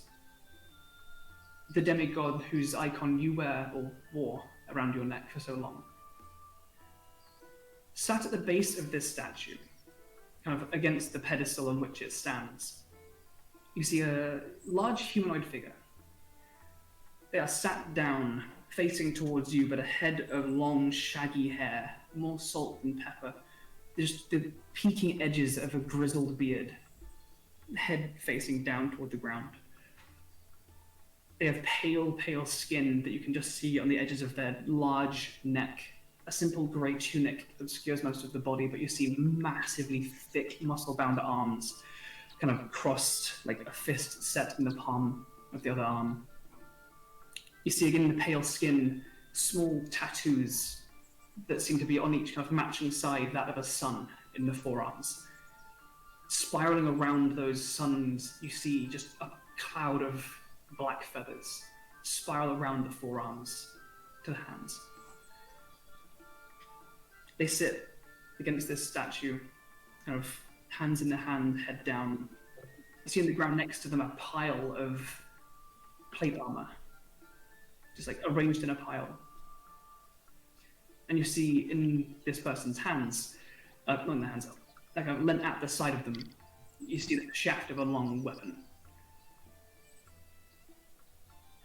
As you step into this clearing and see this statue, this individual, they look up. And you see the wizened, slightly wrinkled face of an older man. The hair kind of still cascading around you, looks up. So it's been a while since I've had to talk to anyone new.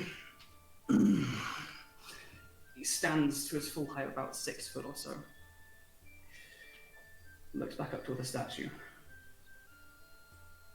Down towards you. Hi. Hi. I've been having a bit of a conversation with this one. How are you feeling? Okay. Apparently I'm undead, which is a new thing for me. But it's better than dead, I guess. Like quite a long way. In many cases, evil begets evil. But it seems in your case at least they've not managed to turn you on a path. I don't feel evil. That's a good start.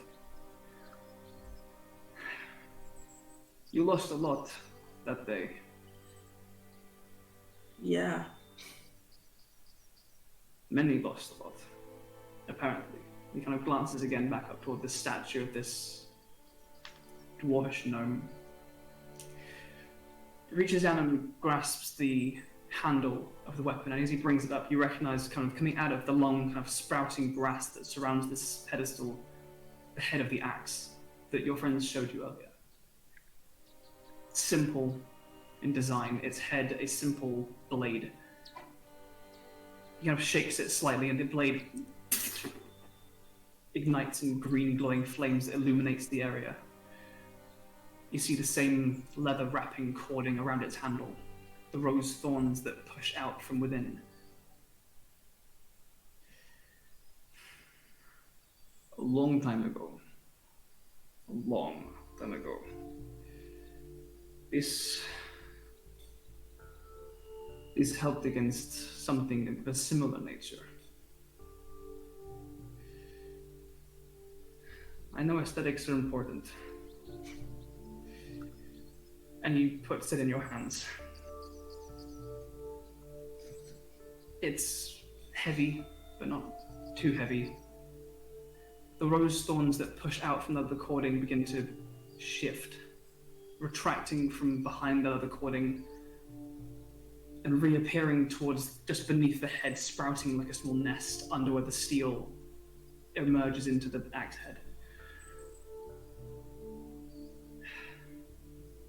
I'd hoped this would work wonders in the hands of someone else. But I think it's got a good chance with you as well. He glances one more time toward the statue of Winnie, frozen in this mid-battle pose, the massive hammer in hand.